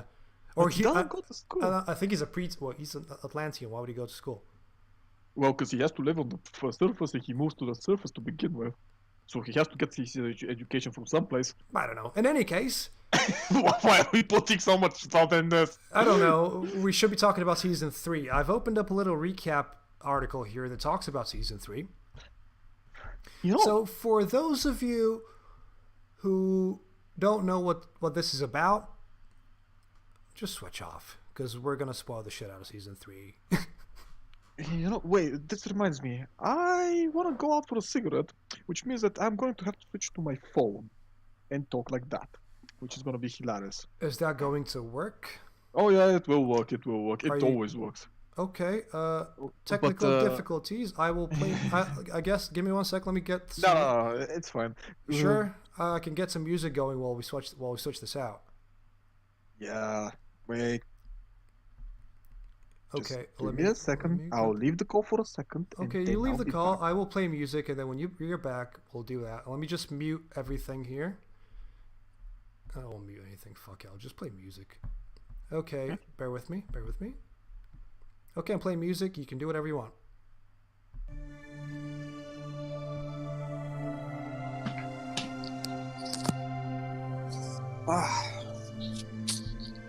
Back to gorilla style recording again, I see. Well, that was fucking quick. Jesus. Well, yeah, it is quick. It is quick. The thing being forced to do this right now and do gorilla style recording again. Ironically enough, I hear it kind of better now. Yeah, well, it's well. So, we have to. All right, so season three has a weird arc story though. I feel like it's gonna start. It's reached its sort of peak right now, and it's really gonna start coming down. Oh god, I can hear every single noise you're making. This is great. This is just proper the quality people expect. Yeah, sorry about that, but I just need to smoke a cigarette, and I can't smoke in my room because I'm forbidden. I can be out of place. So episode 1 starts off with a banger, which is there is human trafficking going on around the world. Yeah, well, meta-human, I should say, not just human, but meta-human. Hey, don't objectify them. Oh, sorry. No, but it's really interesting to witness because of how they portray the story. Because we finished off the second season with Darkseid, and then we started off this one, and there is no fucking Darkseid. They're like, what the shit's going on? Then you realize latest season 2 ends with Darkseid and fucking Vandal Savage shaking hands, going, "Welcome to the light, Mr. Darkseid." And Darkseid goes, "Yes, thank you for having me here in your little organization." Yes, I'm Darkseid here. I am literally the most powerful being in the universe, but thank you for having me here. Except Mongol, I think it was. No, Mongol's like he's immortal and he can't kill him and stuff. But Darkseid is Darkseid's the type that if you see he's like, again, coming back to Lovecraft, if you see his actual form, you die on the spot. That's how powerful he is. Because every time you see his physical form, it's not his real form. It's some sort of avatar that he uses. Yeah, but wasn't he also the son of some Khan? Let's go Genghis Khan type of figure? Because his father was never killed and he was in prison. Wait, who are we talking about? Darkseid. Darkseid's father. No, Darkseid is one of the old gods, new gods.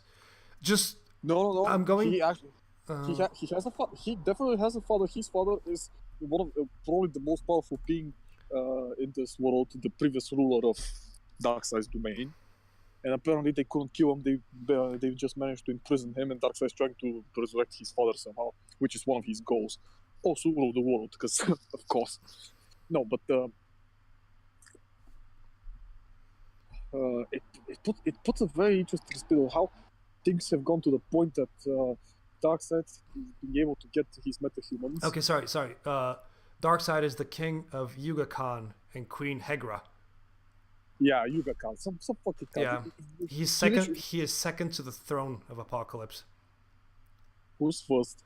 When his brother, it's Drax. Don't remember. Yeah, it's. Sorry, I'm just going through the wiki right now here. I guess I'll leave that in the description because it's a pretty good read, but it does spoil quite a bit. But he's a fucking Jack Kirby creation, and because Kirby created him, he's got to be good. you know what I mean. So just think there, watching first, and then you start thinking, okay, so there's a time skip. How the fuck in 2 years the Justice League get so fucking hampered that metahuman trafficking has been booming, and they have literal fucking armies of them, and the fucking new gods versus the evil gods war. And then you realize Lex Luthor is the head of the UN, and you're like, what the shit? Yeah, basically everything, you get thrown a massive curveball as in, wait, there's human meta-human trafficking going on? What the fuck are the Justice League, doing? And then all of a sudden, the show goes, what, you think we didn't think about this? Yeah, Luthor is the head of the UN, and he's trying to impose a law on the League and how much they can act against things. So the League are pretty much left powerless, and they don't want to cause another incident. Because at the end of during season 2, they got mind controlled and thrown on another planet where they're still on trial. No. This was season 1. In season 2, After the time skip, yeah. So pretty much, they realized they're still in shit with that planet, and they're trying to like maintain order in space and on Earth. But on Earth, they're so limited as to what they're doing that literally the only thing they can do is either go Black Ops and go undercover, or they have representatives in the UN that go, no, we're not that bad, and the UN just goes, you're bad, fuck you. It's like, oh no, but we're not that bad, please. And then just a mistake. Black Lightning turns and kills on the metahumans without realizing it. It wasn't his fault. It's just that the heart gave away, which hit him really fucking hard. Yep. But that's Black Lightning's thing, though. He's like, he's always been the character in DC. Have you watched? No, I will be watching it. Yeah. It's good. It's actually good. I like it. He's the one guy that always feels so much remorse for the things that he does, and anytime he makes a mistake, it hits him so hard. He's like, "Why did I didn't become a hero to do this? Like, I didn't become a hero to kill kids by mistake," which he does in the very first episode. In the TV series, he's a retired superhero who's become the principal of a school. Oh, seriously? Yeah, watch it. It's actually good. I fucking love that show. It's amazing. It's like when you actually make coherent plot with good actors and good writing, and it just clicks, and you don't care what's going on, who's playing it. It's just good all around. They don't force anything there. It's natural. You understand his qualms. He misses the game. Yeah. That's the thing with him though. He always is like that. But he doesn't want to go back because of his children and his wife. Because he promised his wife he's not going to do it, but he goes back into it because his children get involved. It turns out his children are also metahuman, same as him as his mother, the mother. Right. And then she also goes back to the game because she has to protect the children as well. So they both are forced back into the game, and it makes sense because they're parents. Through the characters, yeah. This is an example for being good. The example for being bad is fucking Arrow. I don't even understand what he's doing. It's fucking Liverpool. It's normal. That's like the 10th today. And then the biggest curveball of that episode is being thrown. Batman leaves the Justice League, and I'm like, holy shit! Yeah, at the end of the episode, it's basically Aquaman. By the way, has still not been seen. Oh no, sorry. They mention him by name. Sorry, they do mention him by name. You know when the moms do the whole get together thing, and they go, "Oh, don't worry, Arthur is on his way." I know because it's so pointless. I know that he probably retired and gave up. He didn't because Aqualad is not Aquaman of the main Earth. He's Aquaman on a different Earth. Well, that makes even less sense now because now it poses even more questions. What is the original? I know. It's just a bit confusing, isn't it? So what the fuck happened to the original Aqualad? Aqualad, it's still him. He's just on a different... Don't matter. So basically, yeah, at the end of episode 1, the Justice League is gathered. They're all gathered together, and they go, "Okay, what are we gonna do?" Also, did we mention the Markovian? We didn't mention Markovia, did we? Markovia is like a really big player in this one because there's the throne is gonna get. Well, nothing's going to happen to the throne, actually. They're talking about which brother is going to go, get the throne first because there's two brothers. They were born the same day, but one of them was born like 17 seconds earlier, blah, blah, blah. But turns out that a big part of the we're talking about fucking human trafficking in a fucking kids show. Human trafficking is like one of the biggest ones is in Markovia, and turns out they're not creating metahumans, but they're triggering the metahuman gene in kids to see if they are metahuman, and a lot of them can't handle it and their hearts explode. Yep, it's a kids show. Because they force the meta gene even if it's not much. Yep. They force it out and they become monsters. That's how they become the gloopy looking ones. Exactly, because they're not exactly metahumans. They just have the gene. Also, the sister of the brothers is missing. She's gone, and they're trying to find her. Turns out all three of them are metahumans, apparently. Yep, the whole family's metahumans. Yep. So which we'll play later. Yep. But So Batman lives. the whole league is like, okay, so what are we doing? How does this work? You know, how are we gonna? Because we can't do anything right now with the metahuman. We're gonna have to send, you know, the kids and all the sidekicks in to sort this out. We can't do it because Luthor's on our ass. How is this gonna work? And Batman goes, "There's no way this is gonna work. Therefore, everybody turns to him and goes, Batman, what should we do?" And he goes, "I don't know what should we do. I know what I'll do though. I'm leaving." And he just gets up, and everybody's like, "Wait, what?" He goes, "Yes." And it's not only him; it's in Green Arrow as well. And Canary goes like, Canary goes, "Oliver, what the fuck are you doing?" And he goes, Sorry, come with us, Dinah. This is the only way." She goes, No, we shouldn't be working in the shadows. You're not fucking Batman." And he goes, "Maybe I have to become him to make this work." And the two of them just fuck off, and half of the kids as well, they all get up and go. "Yeah, And it's so Tim goes, and Wonder Girl goes, "Tim, what are you doing?" He goes, sorry, this is the only way." You didn't tell me? I gotta go." He's like avoiding it.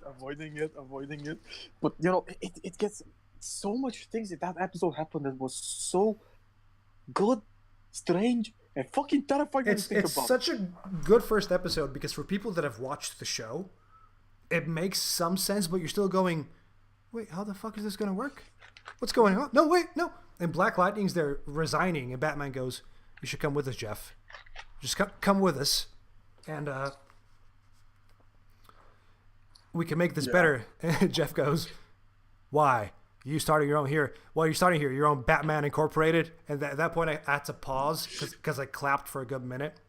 Oh, I was like, "Oh, please!" And then there's the Batwoman, and you know, all the other There's a Batwoman, and apparently there's pretty much the entire Bat family's here now, apart from two other dudes that we're going to mention later. Yeah, they will get the mention, yes, Yeah. which is probably one of the biggest problems I had with the show. Is, The two of them didn't appear sooner. No. It's a little bit later. But we'll get to it. So it's like, and then in the second episode, Dick goes and recruits another mini team of heroes. Yep. Again. Dick makes his own team. Do you know what I love the most? Because he always makes teams. No, they always work. Connor and McGann live together now, and yeah. it is the cutest thing I have ever seen in my life. Because they're just around, they're just hugging around, and Connor goes, "We can make this better." You know, she goes, "How can we make this better?" "Marry me." She goes, "Yes." Dick comes in the door. "Hey, Connor, do you want to come with me? Come help me with this?" And McGann kind of looks at him and goes, Just go. Just go. We know how this is gonna happen. You know you can't say no. Just go." Do you know what? This also, I think this will shadow something. One of them is gonna die. Oh no, please, no. I don't know. It's just like every time I see this, and I guess Can we not let those two to be happy, because they've been trying to be happy for like 2 seasons now, and they're finally happy together? Can we not just let them have it? I mean, to be fair, it's like with Wally. Wally fucking fun. Oh no, Wally still hurts. Wally really hurts. Wally's still stuck in my head. It hurt even more with the last episode of the season. Shit! Now I know I'm gonna go and smoke another cigarette. Just when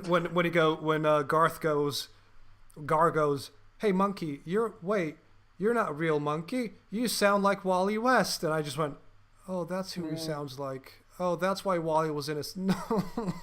It wasn't just Wally, man. It was fucking good. It was Blue Beetle. It was Aqua. It wasn't even Blue Beetle. It was Ted Cord. When did Ted Cord die? I'm guessing all these people died in the time skip between the seasons, because we never see them before. The second season, they went down. Oh shit, yeah, because Jaime is a big part of the second season, isn't he? Yeah, they went down because to put Artemis there. Oh, like, yeah. So you see Jason Todd, you see Ted Core, you see Aqua Girl, and this is the problem, because Jason Todd's fucking alive, and they show him like, at least you could have foreshadowed. They go. The team goes to the island of the. I was gonna say the Shadow People, the League of Shadows, the League of Assassins, and Ra's al Ghul shows up, and he goes, "My minions will fight you now." "Okay, Grayson." He goes, "Okay, Grayson, see you later." And the guy behind him goes, "Grayson." And he goes, "Oh, very good. Your memories are coming back." And then Talia al Ghul comes out holding a baby. Joe, up until that moment, I actually thought, because I saw it, was like, is this Damien? No, can't be Damien. The cyborg one, but then it turns out it's Jason, yeah. And then she comes out with the baby, and I'm like, this is my genuine reaction at that point. I was like, I stopped it. I was like, oh my god. Which posed that's the moment where you pause the show, you put the laptop to the side if it's in your lap, and you get up and do a few laps around your room, just going. And when he says that Raja Go is not leading the shadows, fucking told you it's that shot. We're not sure if it's him though. It is him, because it's always been that the light has all those leaders there. It was Raja Go, and it's still the same. It's still the same leaders, by the way. Almost. It's almost the same team, because even the yes. demon kid is there, but I forget his name. Alistair? I think it was Alistair. The kid with the horn, the head that looks the hair that looks like horns, yeah. With Deco, that demonic cat. Deacon, yeah.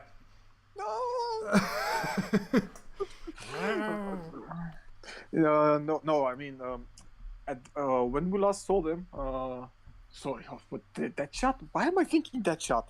God, stop that shot. Deathstroke. Deathstroke was the enforcer, and Raja Ghul was the leader. Now, Deathstroke is not the enforcer. Lady Shiva is the leader. Lady Shiva is the enforcer, yeah. And when they see each other, Deathstroke actually talks to her about the double jobs of teaching and stuff and being the enforcer. At this point, you know that only people who can talk like that is the leaders. You never know, though. He does say it, and she goes, "Don't test me." He goes, "I'm sorry, I didn't mean any disrespect." Yeah, but that's because it's respect, because he knows that the Lady Shiva is really dangerous, because she kills Ocean Man. She fucking goes and kills Ocean Man. Yeah. I was like, Orm gets straight up decapitated. Yeah. I actually, because I didn't see it. You see her just pretty much just cutting his fucking head off, and you go, yeah. "This is a kid's show now." Yeah, and the weirdest thing is, up until I saw it was Ocean Man, I thought it was, that not Luke Sedire. The guy that was in that with the sword in that Halloween episode. The one that does the whole, not Belial, that Norse mythology thing, that he pulls out the sword and it's all the bad, and they actually and the girls stop him, like a Z, Artemis. I forgot his name. It was something idiotic. It was based on that the Norse legend about. There was even a movie about it. Jesus, what the hell's going on with me? Not Beowulf. Yeah, exactly. Beowulf ain't Norse though. Beowulf is he's like before all that. Beowulf's like one of the oldest hero stories ever. I mean, it's kind of weird because it's not exactly Norse. It's because Grendel is. Oh no, it's old. Beowulf is a fucking old story. It's Gaelic, I think, because Grendel and those things are supposedly in north of England. He's like about the same age as Gilgamesh and stuff like that. It's really old. I was like, I originally thought it was him, but then I saw him. I was like, oh shit, it's fucking Ocean Man. How topical. He's dead. Fuck. Okay. And he was waiting there just to kill the. Beowulf is an old English epic poem. Yeah. Oh, not exactly English, but old English. It's old. Considered it is arguably one of the most important works of Old English literature. The date of composition is a matter of contention among scholars. The only certain dating pertains to the manuscript, which was produced between 975 and 1025. Well, sounds about right. There is a movie, and it's not a great movie. There's actually two movies. Is there? Yeah. And the second one is slightly animated. The first one was that I actually remember watching this movie, liking it when I was little. But I was also scared from the woman. There is a 2007 one. The Robert Zemeckis one, yeah. Yeah, the Robert Zemeckis one. You get to see Angelina Jolie's animated titties in it, yeah. Yeah, and there was another one that was based on it, but the hero there was called Beowulf. but it wasn't, the name of the movie wasn't Beowulf. It's really weird. Oh god, what the fuck was the name of it? There's a 1999 one. Yeah, the 1999 one. Let me have a look. There's a 1999 one with Christopher Lambert. Yeah, yeah, exactly. No, this one, exactly. Fucking you, Christopher Lambert. That's a pretty. I mean, he just looks like Billy Joel, but in this, because he's just a white hair man with a leather jacket, which is not a bad. That's a pretty cool jacket. It was a dumb movie. It was a very dumb movie. It was fucking enjoyable. For once. Oh, and the CGI was worse. It has CGI? Oh, no. Yeah, because... what was the name of the witch? She turns into this monstrosity and looks fucking horrendous by nowadays standards. Just let me go this to scroll down. Not Hrothgar. Hrothgar is the... Yeah. I'm looking at the exact same page though. Grendel's mother is Layla Roberts. She's just Grendel's mother. The fuck? But it's... Her name was something different in the original. I'm pretty sure. I can't fucking remember it. Because it also appeared in... do you know American Gods by Neil Gaiman? Uh-huh. I'm pretty sure that's getting... that's a show. Yeah, there is a show with that. No, but there's a show. Yeah, read the book. Don't watch the show. Okay. Read the book. Because they fucking botched that shit so badly. So the book has a continuation, a short story that's about... spoilers alert, the guy that's the main character, Shadow Moon, is actually Balder. Because his father is Odin. Okay. And after the events of the American Gods, he goes to England and meets Grendel and his mother. And he goes into this society where they hunt every once in 100 years or something. And they pit him against Grendel. And then he is able to thwart them by not killing Grendel, but summoning the mother, where she ends up killing everyone there. And then she just leaves. All right, sorry, I'm just looking at the trailer for this, for the original 1999 one. This is one of the most metal-looking films I have ever seen. It's all just leather and crossbows and weird-looking... Yeah, I see what you mean by the woman being looking scary, because it's all weird. It has Rona Mitra, and I fucking love Rona Mitra. Rona Mitra was great. Yeah, she's by the producer of Mortal Kombat. That's a bad one, though. This looks weird, man. This is such a weird-looking film. I want to watch it now. Yeah, it's bad. It's really bad. I don't expect much. So, you know, and Lady Shiva shows up, and I'm like, oh my god, it's Lady Shiva! Oh. And then all the mothers like, oh, they gasp! That is murder in a kids show! Oh my god! And they just clean it up, and you're like, they should try to help the heroes by not killing their spouses and their children. That's interesting. Why? And then the light, because the light figured out that Dick Grayson is doing another Young Justice. Yeah, and they know the light were like, so they did this once before and they kind of fucked us up. So we know what they're capable of. Maybe we should start our own little side project. And I'm like, yeah, you know, they're not fucking retards. No. Yet. But then again, because the characters have grown and they know what they're doing. Like a good show should. And they learn and they adapt and they overcome and they experience stuff and they fail and they get out. Archie in Riverdale, who still hasn't grown as a character for 3 seasons. Hey! I actually like that. That's pretty. I like Riverdale too, but I've not even carried on. I've got a few episodes left in this that have come out. I need to watch them, but I just haven't had the chance. No, but I like how I say I haven't had the chance to watch 3 episodes of. Archie Riverdale. Of Riverdale when I've binged Young Justice for the last 2 weeks, but that's a different story. I'm not even sleeping. I was just watching.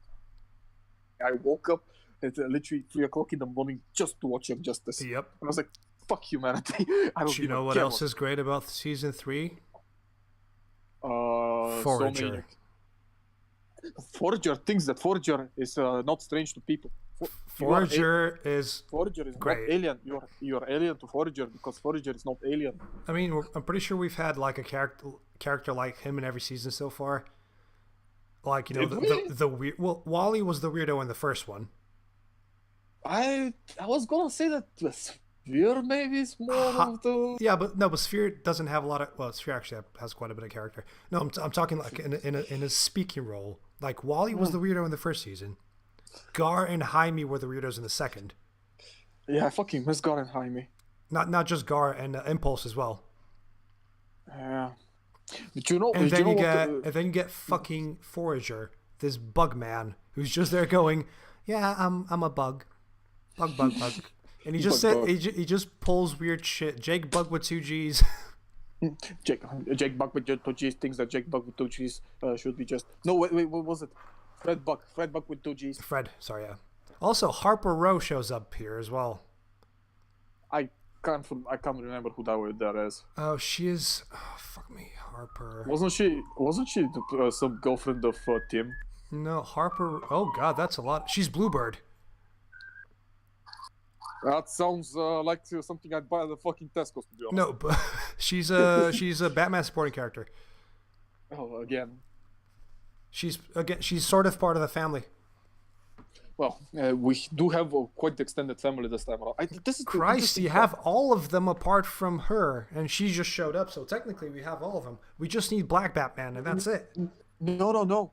We don't have all of them because we don't have the year one Robin, the female one, when the old Batman versus Superman. Stephanie? Yeah. We have Stephanie. She's there. No, it's not Stephanie.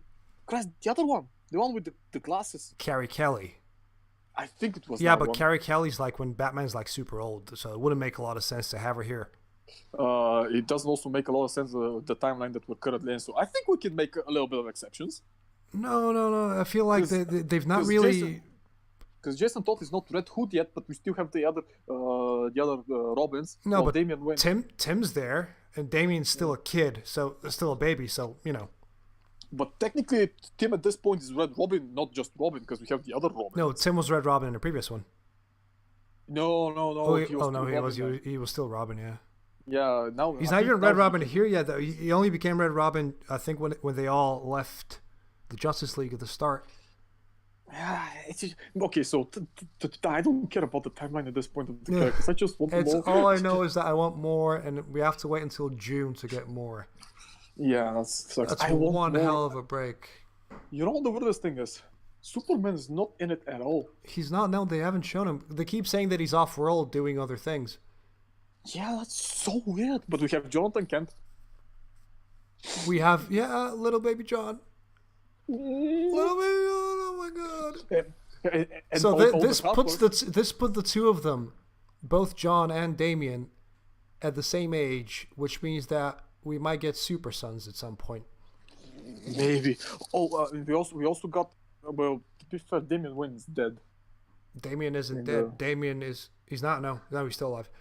In the comics. They killed him. No, they killed him ages ago, but they revived him, and they had Super Sons recently, which is a full-on series, which is one of the best series they've put out in a while. It's just him. And John being dickheads. It's great.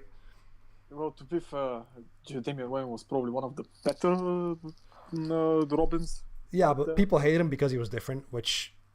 I fucking loved it. He's just a smarmy prick that just doesn't care. It's great. No. When it was the death of Batman, when he's supposed to die, and Dick Grayson he fucking became Batman. The Frank Quietly / Grant Morrison run, where it's just Dick and Damian being Batman and Robin, yeah. And Red Hood as well, who challenges Dick to be Batman.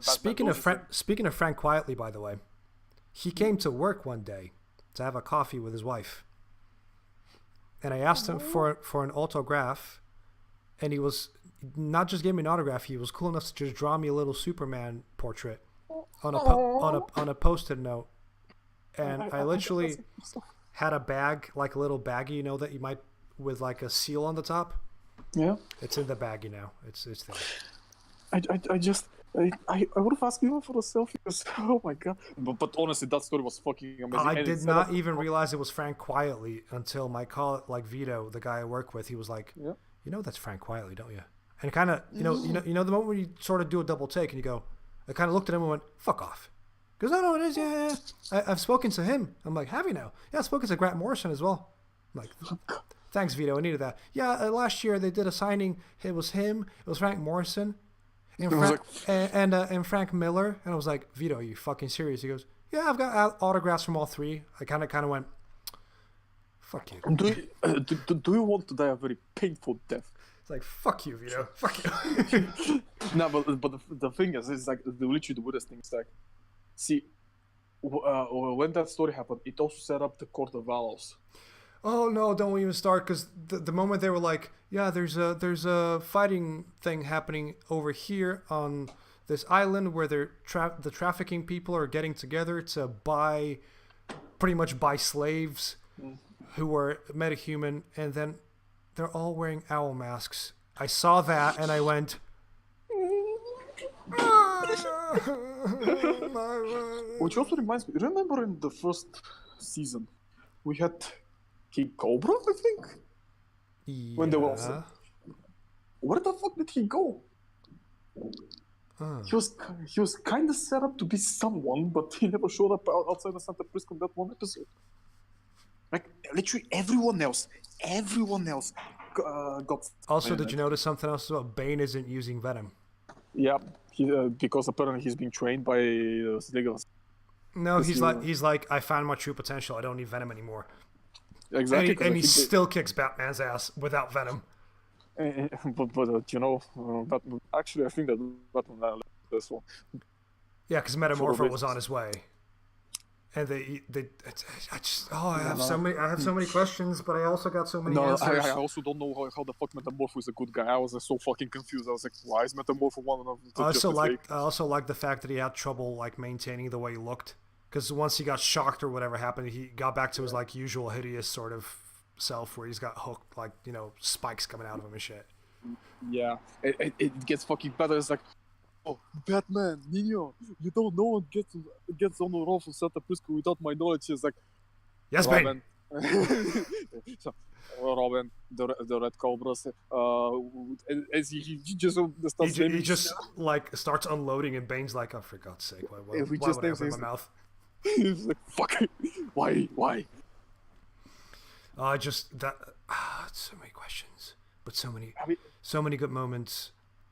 And the new three heroes that Geoforce, which is a fucking dumb name. Halo, which is an even dumber name. I didn't actually know that much about her, but it's Halo, it's Forager, and it's Brion, voiced by Troy Baker, by the way. Geoforce, yeah. Who, again, he's the new guy who has... yeah, he's so angry. I love him. Yeah, he's just so incredibly angry, and every time he gets angry, everybody looks at Superboy and they go, hey, you, Connor, go speak to him. Go talk to him, Connor. You were like this, and every time he gives them the look like, are you serious, guys? Come on, please. And then, he was like, I know a little bit about the anger. And he still loses his shirt in every episode. Either gets... And then this is like, got you, boy. I got you, boy, and just throws a shirt in his face, because Superboy always... That was a running gag in the first season, that Superboy always lost his shirt. Even from episode 1 or 2, where he shows up. His shirt gets burnt off. Yep. It's always the same. Yep. It gets even fucking... When you think about it, Halo is basically the new version of Megan, and Geoforce is the new version of Superboy, character-wise. And Forager is the new version of Wally. I love Forager so much. I don't know what it is about him. I just love fucking Dick. I every time Dick's, I'm like, oh, thank God, thank you for existing, Dick. You're probably one of the every time he's on screen, especially when Dick is around, he just like pretty much just tells people off all the time, and he's there like, look, I've been here too, guys. You can listen to me. I'm a good guy. And everybody just questions him, and he just shuts them down. It's like, no, you will listen to me because I know what I'm talking about. And when they say like, oh, shit, when the three of them went to League of Shadows Island, and then she's like, well, I mean, we never did this. And Superboy goes like, remember, Cadmus is like, I hate being a grown-up. I was like, thank you, Dick. Thank you for existing. Thank you for existing. Dick, I love you so much, Dick. And when the Harper family showed up, God. Dad bod Roy is my favorite Roy. Yeah, He's got with the dad jokes. he's got a little belly going, and he's like, "Hey, I love that minivan." And the fact that he's got the hots for Artemis right now, that's even more. I mean, they kind of denied it because then he spoke to what's her name? Jade. To Jade, and he was like, "No, I want you back." You know. Well, of course he wants him. I mean, because it's only me looking after our kid just on my own. Yeah, but this is the problem, because this is how actual human interactions. She leaves him, and then he's an emotional fucking Hulk. He's still a wreck. He leaves the superhero business to start his own security company, for fuck's sake. And he's following paperwork, and he's clean and tidy. When have you ever seen Roy like that in the last two seasons? When he cleaned up because Jade came back and helped him. When you went on a drug binge, and then turned out Jade was like, "Hey, I need you back because our kid." And then it's obvious that he cares for her a lot because she means a lot to him. And this is where the thing becomes, because she's not there. He projects his feelings onto Artemis. And he's confused. And Artemis doesn't respond to them because she has Wally and, Jade. And Wally's not around. Yeah, it's just like, oh God. This is what Wally. Wally.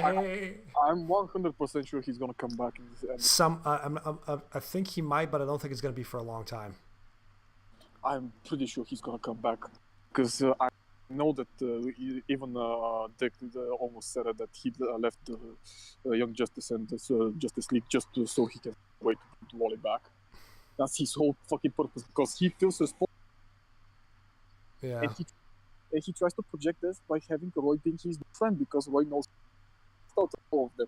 And Roy goes like, "I'm not him, you fucking idiot." Yeah, Roy goes, "Why did you just call me Wall?" No, I meant to say Roy. No, you called me Wall. Are you trying to replace Wally with me? He goes, No, I don't. And it's like,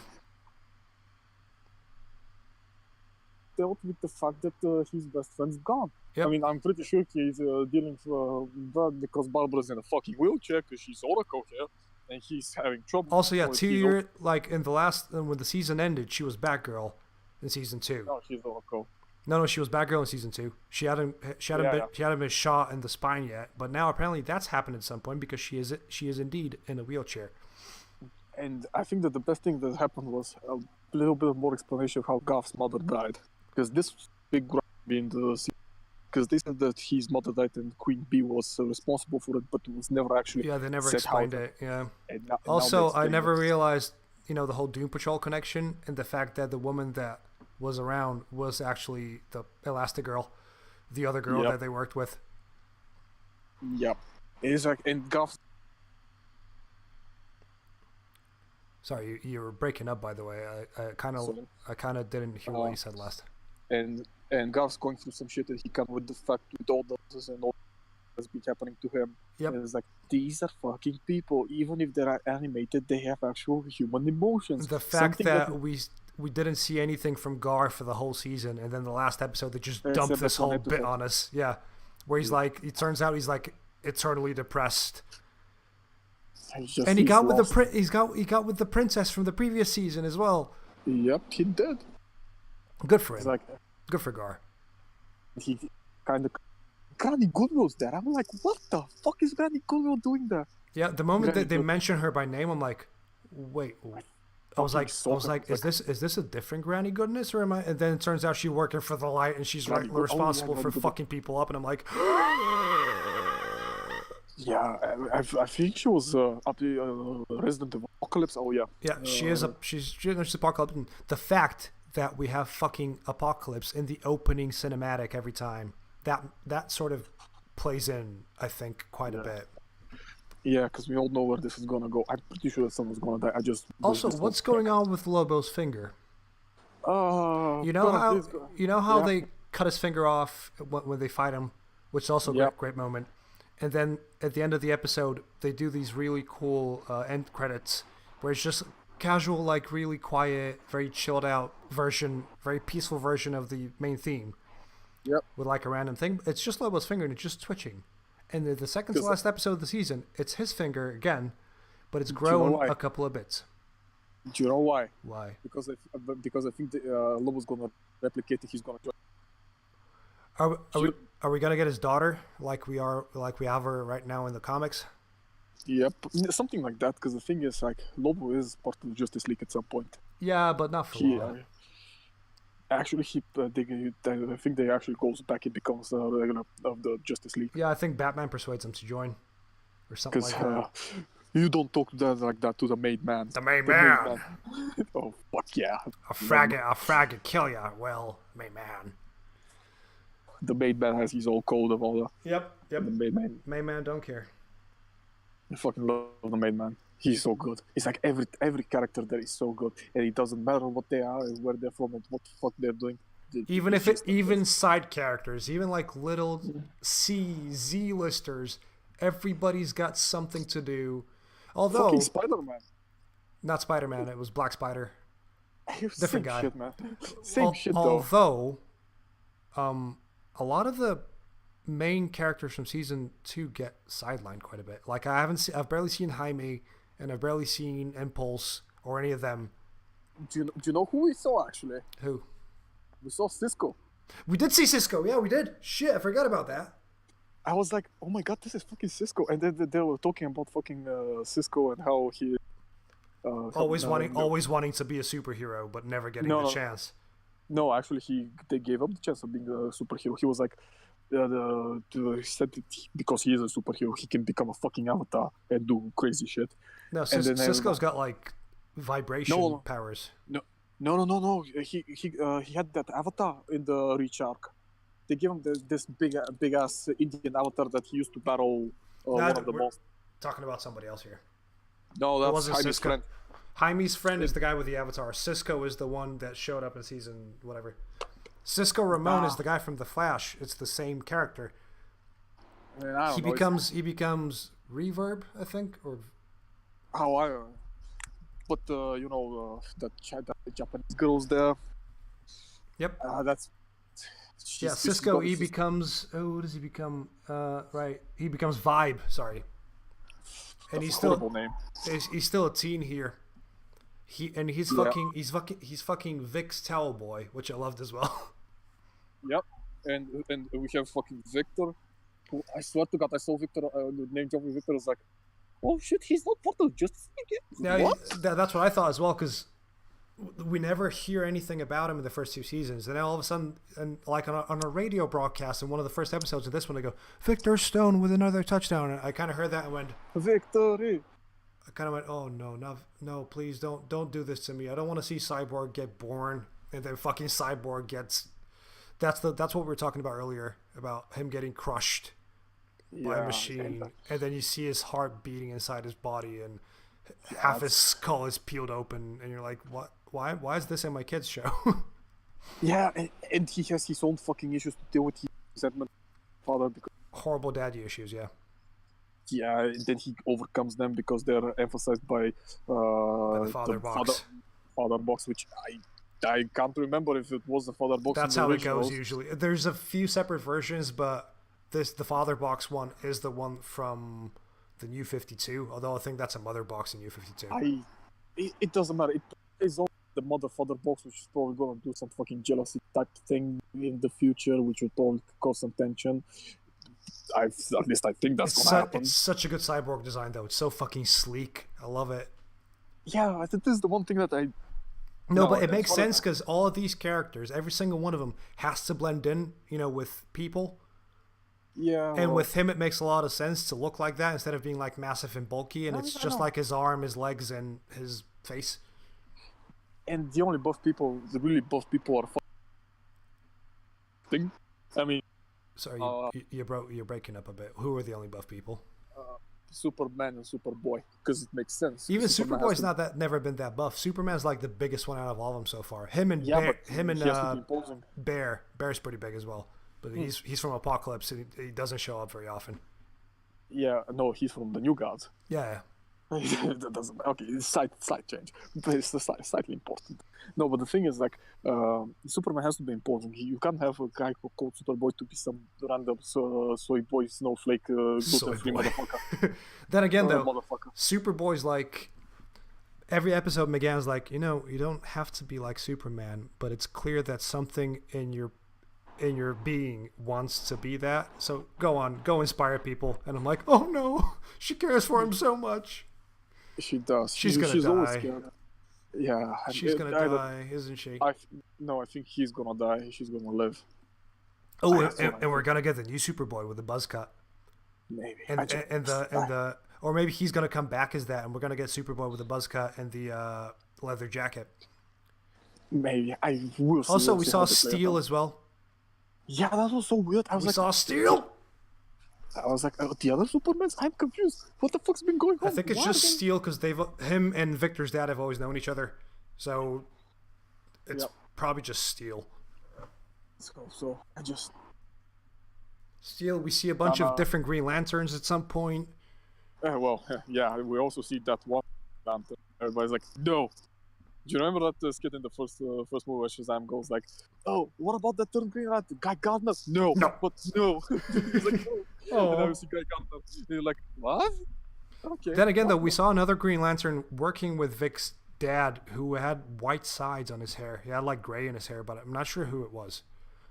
Because it kind of looked like Alan Scott, but he was wearing green. It wasn't wearing like the red and the cape, so it wasn't him. It wasn't. I don't think it was Hal either. We'll see. They'll probably explain it if it's important. If it's super important, they probably will, but they might just leave it. But there's so many questions unanswered because Wonder Woman with the other part of the league are fighting a different part of the universe. Also, it turns out Wonder Woman was in on it the whole time about Batman leaving. I think that she actually this is my guess. What? That Batman was leaving in the following of Batman Inc. And because she's Wonder Woman, she's not exactly dumb as bricks. She was in on it. That's what I'm saying. Like none of the leaguers, she was the only one that was actually in on it, so she could keep an eye on Batman. So her and Batman can keep an eye on each other. I think which was a retread onto season 2 and Artemis dying. The whole thing that it turns out. Yeah, I think that this was because she actually guessed it, that might be true as well. But the funniest thing is like, wow, do you know what this is gonna cause you? And then you see fucking Aqualad because he's on it, and fucking Dick and they're both like, you were saying. This is when it can literally just see that there's a bit where the two of them just sort of look at each other and then they look back and you go, oh, they know what's going on. They've been through this before.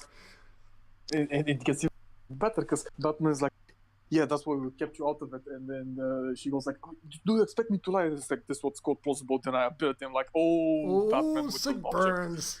Also, there's a bit in like one of the first episodes when they take Brion back, and Dick's like, you gotta keep a clear mind.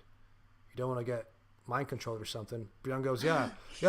What if somebody controls Batman or Superman? What if they get mind controlled?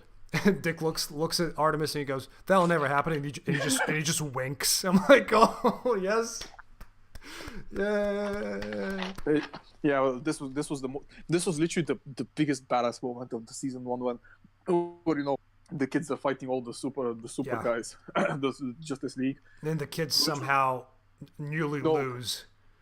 No, but the thing is, it's like they almost are able to apprehend everyone except Batman and Apart Superman. from mind-controlled Batman and Superman, yeah, but you can't really take either of them down, to be honest. These two is like, no. It's like Batman goes and just fucking destroys all of them.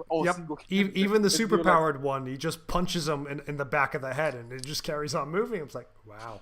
It's like, oh my god, this is so good. And then the explanation is why they were actually able to win even remotely is, well, because, they were mind-controlled, so they weren't fully capable of using their powers. Yep, and like, Batman and Superman still fucked them up, regardless. Because it's fucking... And Superman actually went down like a bitch because Robin brought the fucking kryptonite, and they're like... True. Never leave the Batcave without it. And I'm like... this is why Batman keeps it so tightly locked. But I hacked it because, that's what he does. He hacks it. Did he hack the computer? I hacked the computer. Did he hack the cameras? He hacked cameras. Did he hack the heat sensors? I hacked the heat sensors. He made a mistake. I hacked the heat. Like, motherfucker. This fucking show, man. I cannot be happier for season 3 even to exist. It was such a long way. It's such a long battle to get it back, and I just hope that this continues because the people who write this, the people who it's the same team pretty much. Even the art directors, I follow him on Instagram. He's the same guy. He's just changed up the style slightly, just to accommodate for a different look, I guess.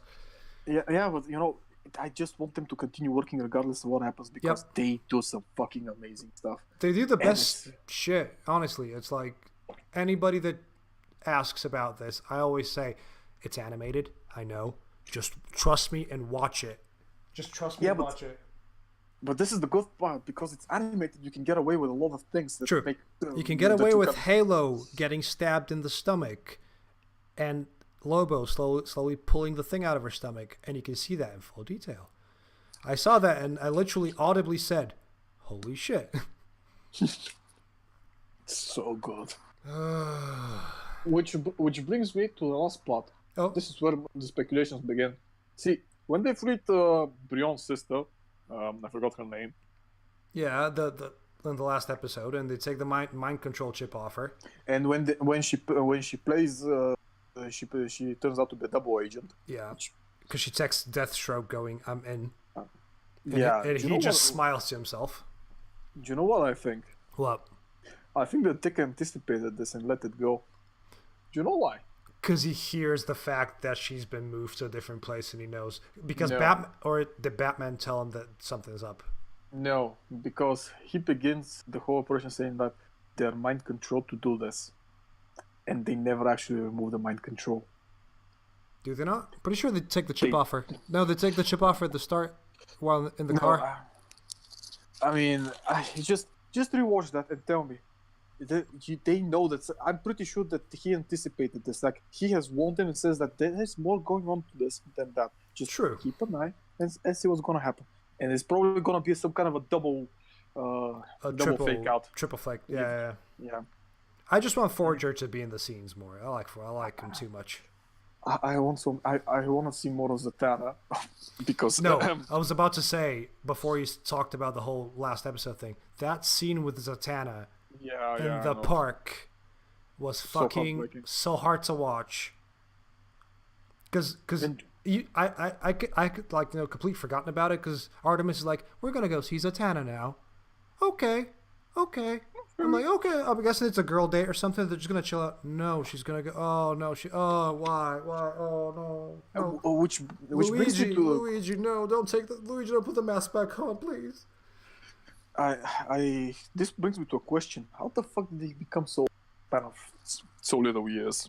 So what? It's like he's old, gray-haired, and really fucking old. He was graying in the previous season anyway. Was he? Because he didn't remove the head. No, he was graying. He was an old man then. Plus, Zatanna's like slightly older herself, so she's like I think she's like a year or two older than Dick.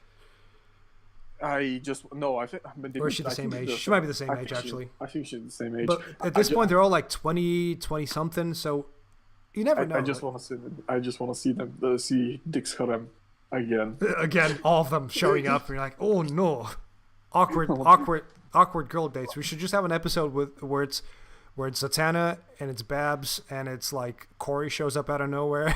And just, although we haven't seen any, we haven't had any Starfire actually.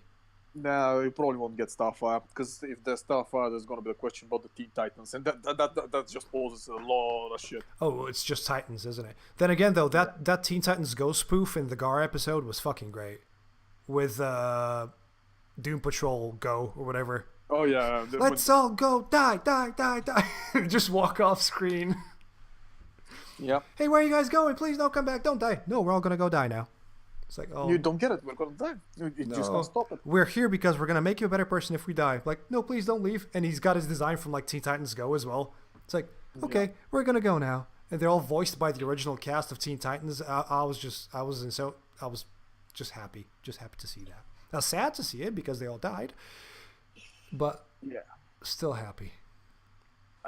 There's so many questions. He's dead, Gar. He's dead, Captain. Oh, by the way, it's like his harem here includes Babs, Zatanna, Rocket. Rocket? Yes, Rocket. Which Rocket? What are we talking about here? that female that was with that other black super dude that just became the first guy that joined the Justice League in season 1. You know, in season 1, in the end, they actually got new members, and one of them was this black, really black massive dude that looked like the discount Superman. I can't remember. Doesn't matter now.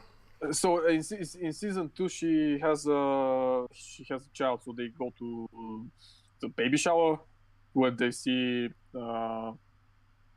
when the Captain Cold, I think it was, tries to rob a bank, and he's like, "You have just..." Right, I'm literally just gonna go Young Justice. I'm googling this now. Just says, how many girls did Dick get with? There's a YouTube video on this one. Oh, Icon. His name was Icon. Yeah, Icon. Yeah, she was his sidekick. In the end of season 1, it was implied that she was going after Aqualad. But in the intermission to the comics, that there is Dick's birthday. He goes on with Artemis's girlfriend from high school. He wakes up with her because why not? Okay. It's fucking Dick. Then they go and celebrate his birthday, and Zatanna and Rocket show up. And then he just, he teases Zatanna and says, like, say happy birthday, Richard, backwards, so she does in a split second. And then Rocket goes and kisses him on the cheek, and she's like, remind me again why we I remember, yeah. And he goes like, maybe that's my superpower, being in good terms with all my exes. And like, oh my god, you fucking animal. And then he spends the night with Barbara. Because, Barbara is his one true love. Yeah. She is. That's literally the one. And you know how she actually ends up the evening? Oh. You're not ready for me. You're still just too much of a dog. At that point, I was like, oh, Wally. My fucking heart can't take this shit anymore. Please. Yeah. Okay, I'm trying to see. I'm on his wiki right now. Just and Randall Savage's daughter. Oh. Vandal Savage. Randall. Randall. Yeah, Savage's daughter. I was like, oh wait, we're doing this? Okay, she's gonna become one of the good guys, I presume. Because, reasons. It's so weird, man. It's just so many things are happening at the same time, and I won't answer. Just want them now. I want to see what they do next, and I just.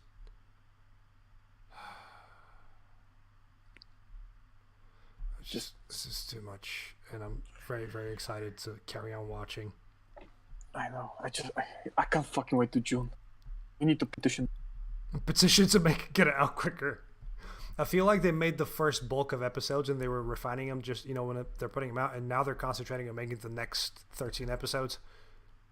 I know, right? I just like I told you, the first was halfway done before they put the plug on it, and they just continue doing it because the way they released it just makes no sense. Like 3 episodes a fucking week. Thank you very much, but how? I mean, usually it takes like a week or so to produce an episode. We've got 3 in a week. How? Okay, sorry. There we go. Nightwing. Dick has matured considerably over the interview. Okay, blah blah blah blah blah. A different side to him. What makes Wally call him a, in quotes, dog. He has had relationships with multiple girls, including Zatanna and Rocket. Who told you? And all are still on good terms with him. Mm-hmm. I'll give him props for that. Yeah. This Rocket. Oh, the black chick with the piercings. I remember. Yeah, she has a child.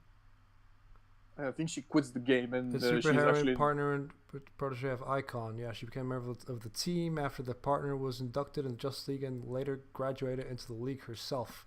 She is in the league at the start of the season as well. You can actually see her, I think. Yeah, she becomes pregnant with a child. The father, actually, even in the comics, the father is never there. It's like no one knows who the father is. He went out for cigarettes, never came back. No, more like the guy who created the story was like he went out for cigarettes and never came back. Yeah. But and she decides to take care of the child alone and she quits the game, and it's fucking hilarious because she was in a Yeah, she's in relationship it. with Icon. She's getting she's the one giving the interview at the start with Zatanna at the Hall of Justice. You know, when the aliens attack. Yeah. It gets worse because apparently in the comic book themselves she was in a relationship with Icon. Apparently he abused her quite badly. No. I know, right? So she leaves him, and then she bears another child from someone else. Our assumption. Right. And they just spin a whole comic book around her. They just never mention that. They never get Spinneroonie. Right. Yeah. Is that us then? Finished up with this because we can literally drone on about this for ages. Final things to talk. I know. Final. What's your final verdict on season 3 so far? Daddy, give Milky more. Yeah. Give Milky. Give more episode. Dada, please. More Young Justice, please. Please feed me more of. Give more Young Justice now. I'd like to meet the people who wrote this and just shake their hand Yeah, and tell them. Do you want me to invite them on the podcast? if they fucking say yes, I'd probably just fucking die. I'll just jump out the window. Like, no, I'm not dealing with this. This will be too much. I'll be legitimately just sitting there with my mouth like Well, I guess this is us for the night then, because we can, if we stayed on to drone about Young Justice, we can drone on. I know, right? There's so much more stuff. I know. So much more. Hey, we haven't seen the fish boy Lagan. No, Lagan's not there. Fucking stop saying fucking. I say it too much. What's his name? Again, I want more Jaime. Jaime was like a very big part of season 2, and he's not anywhere here. Well, also, Static, not Static. Yeah, Static. Black Lightning's protege. But he says that he can't be his mentor. I know, but we see a bit of him and we never see him again, and I want to see more Static, because Static's fucking awesome. I think that in Jaime's case it makes more sense because Jaime's story arc finished. True, but we don't see the old team at all apart from like one episode at the start. Yeah, maybe. And I kind of want to see what Impulse and everybody else is up to. Oh, well, okay, sorry. Impulse was at the mom party where all the super moms got together with their kids.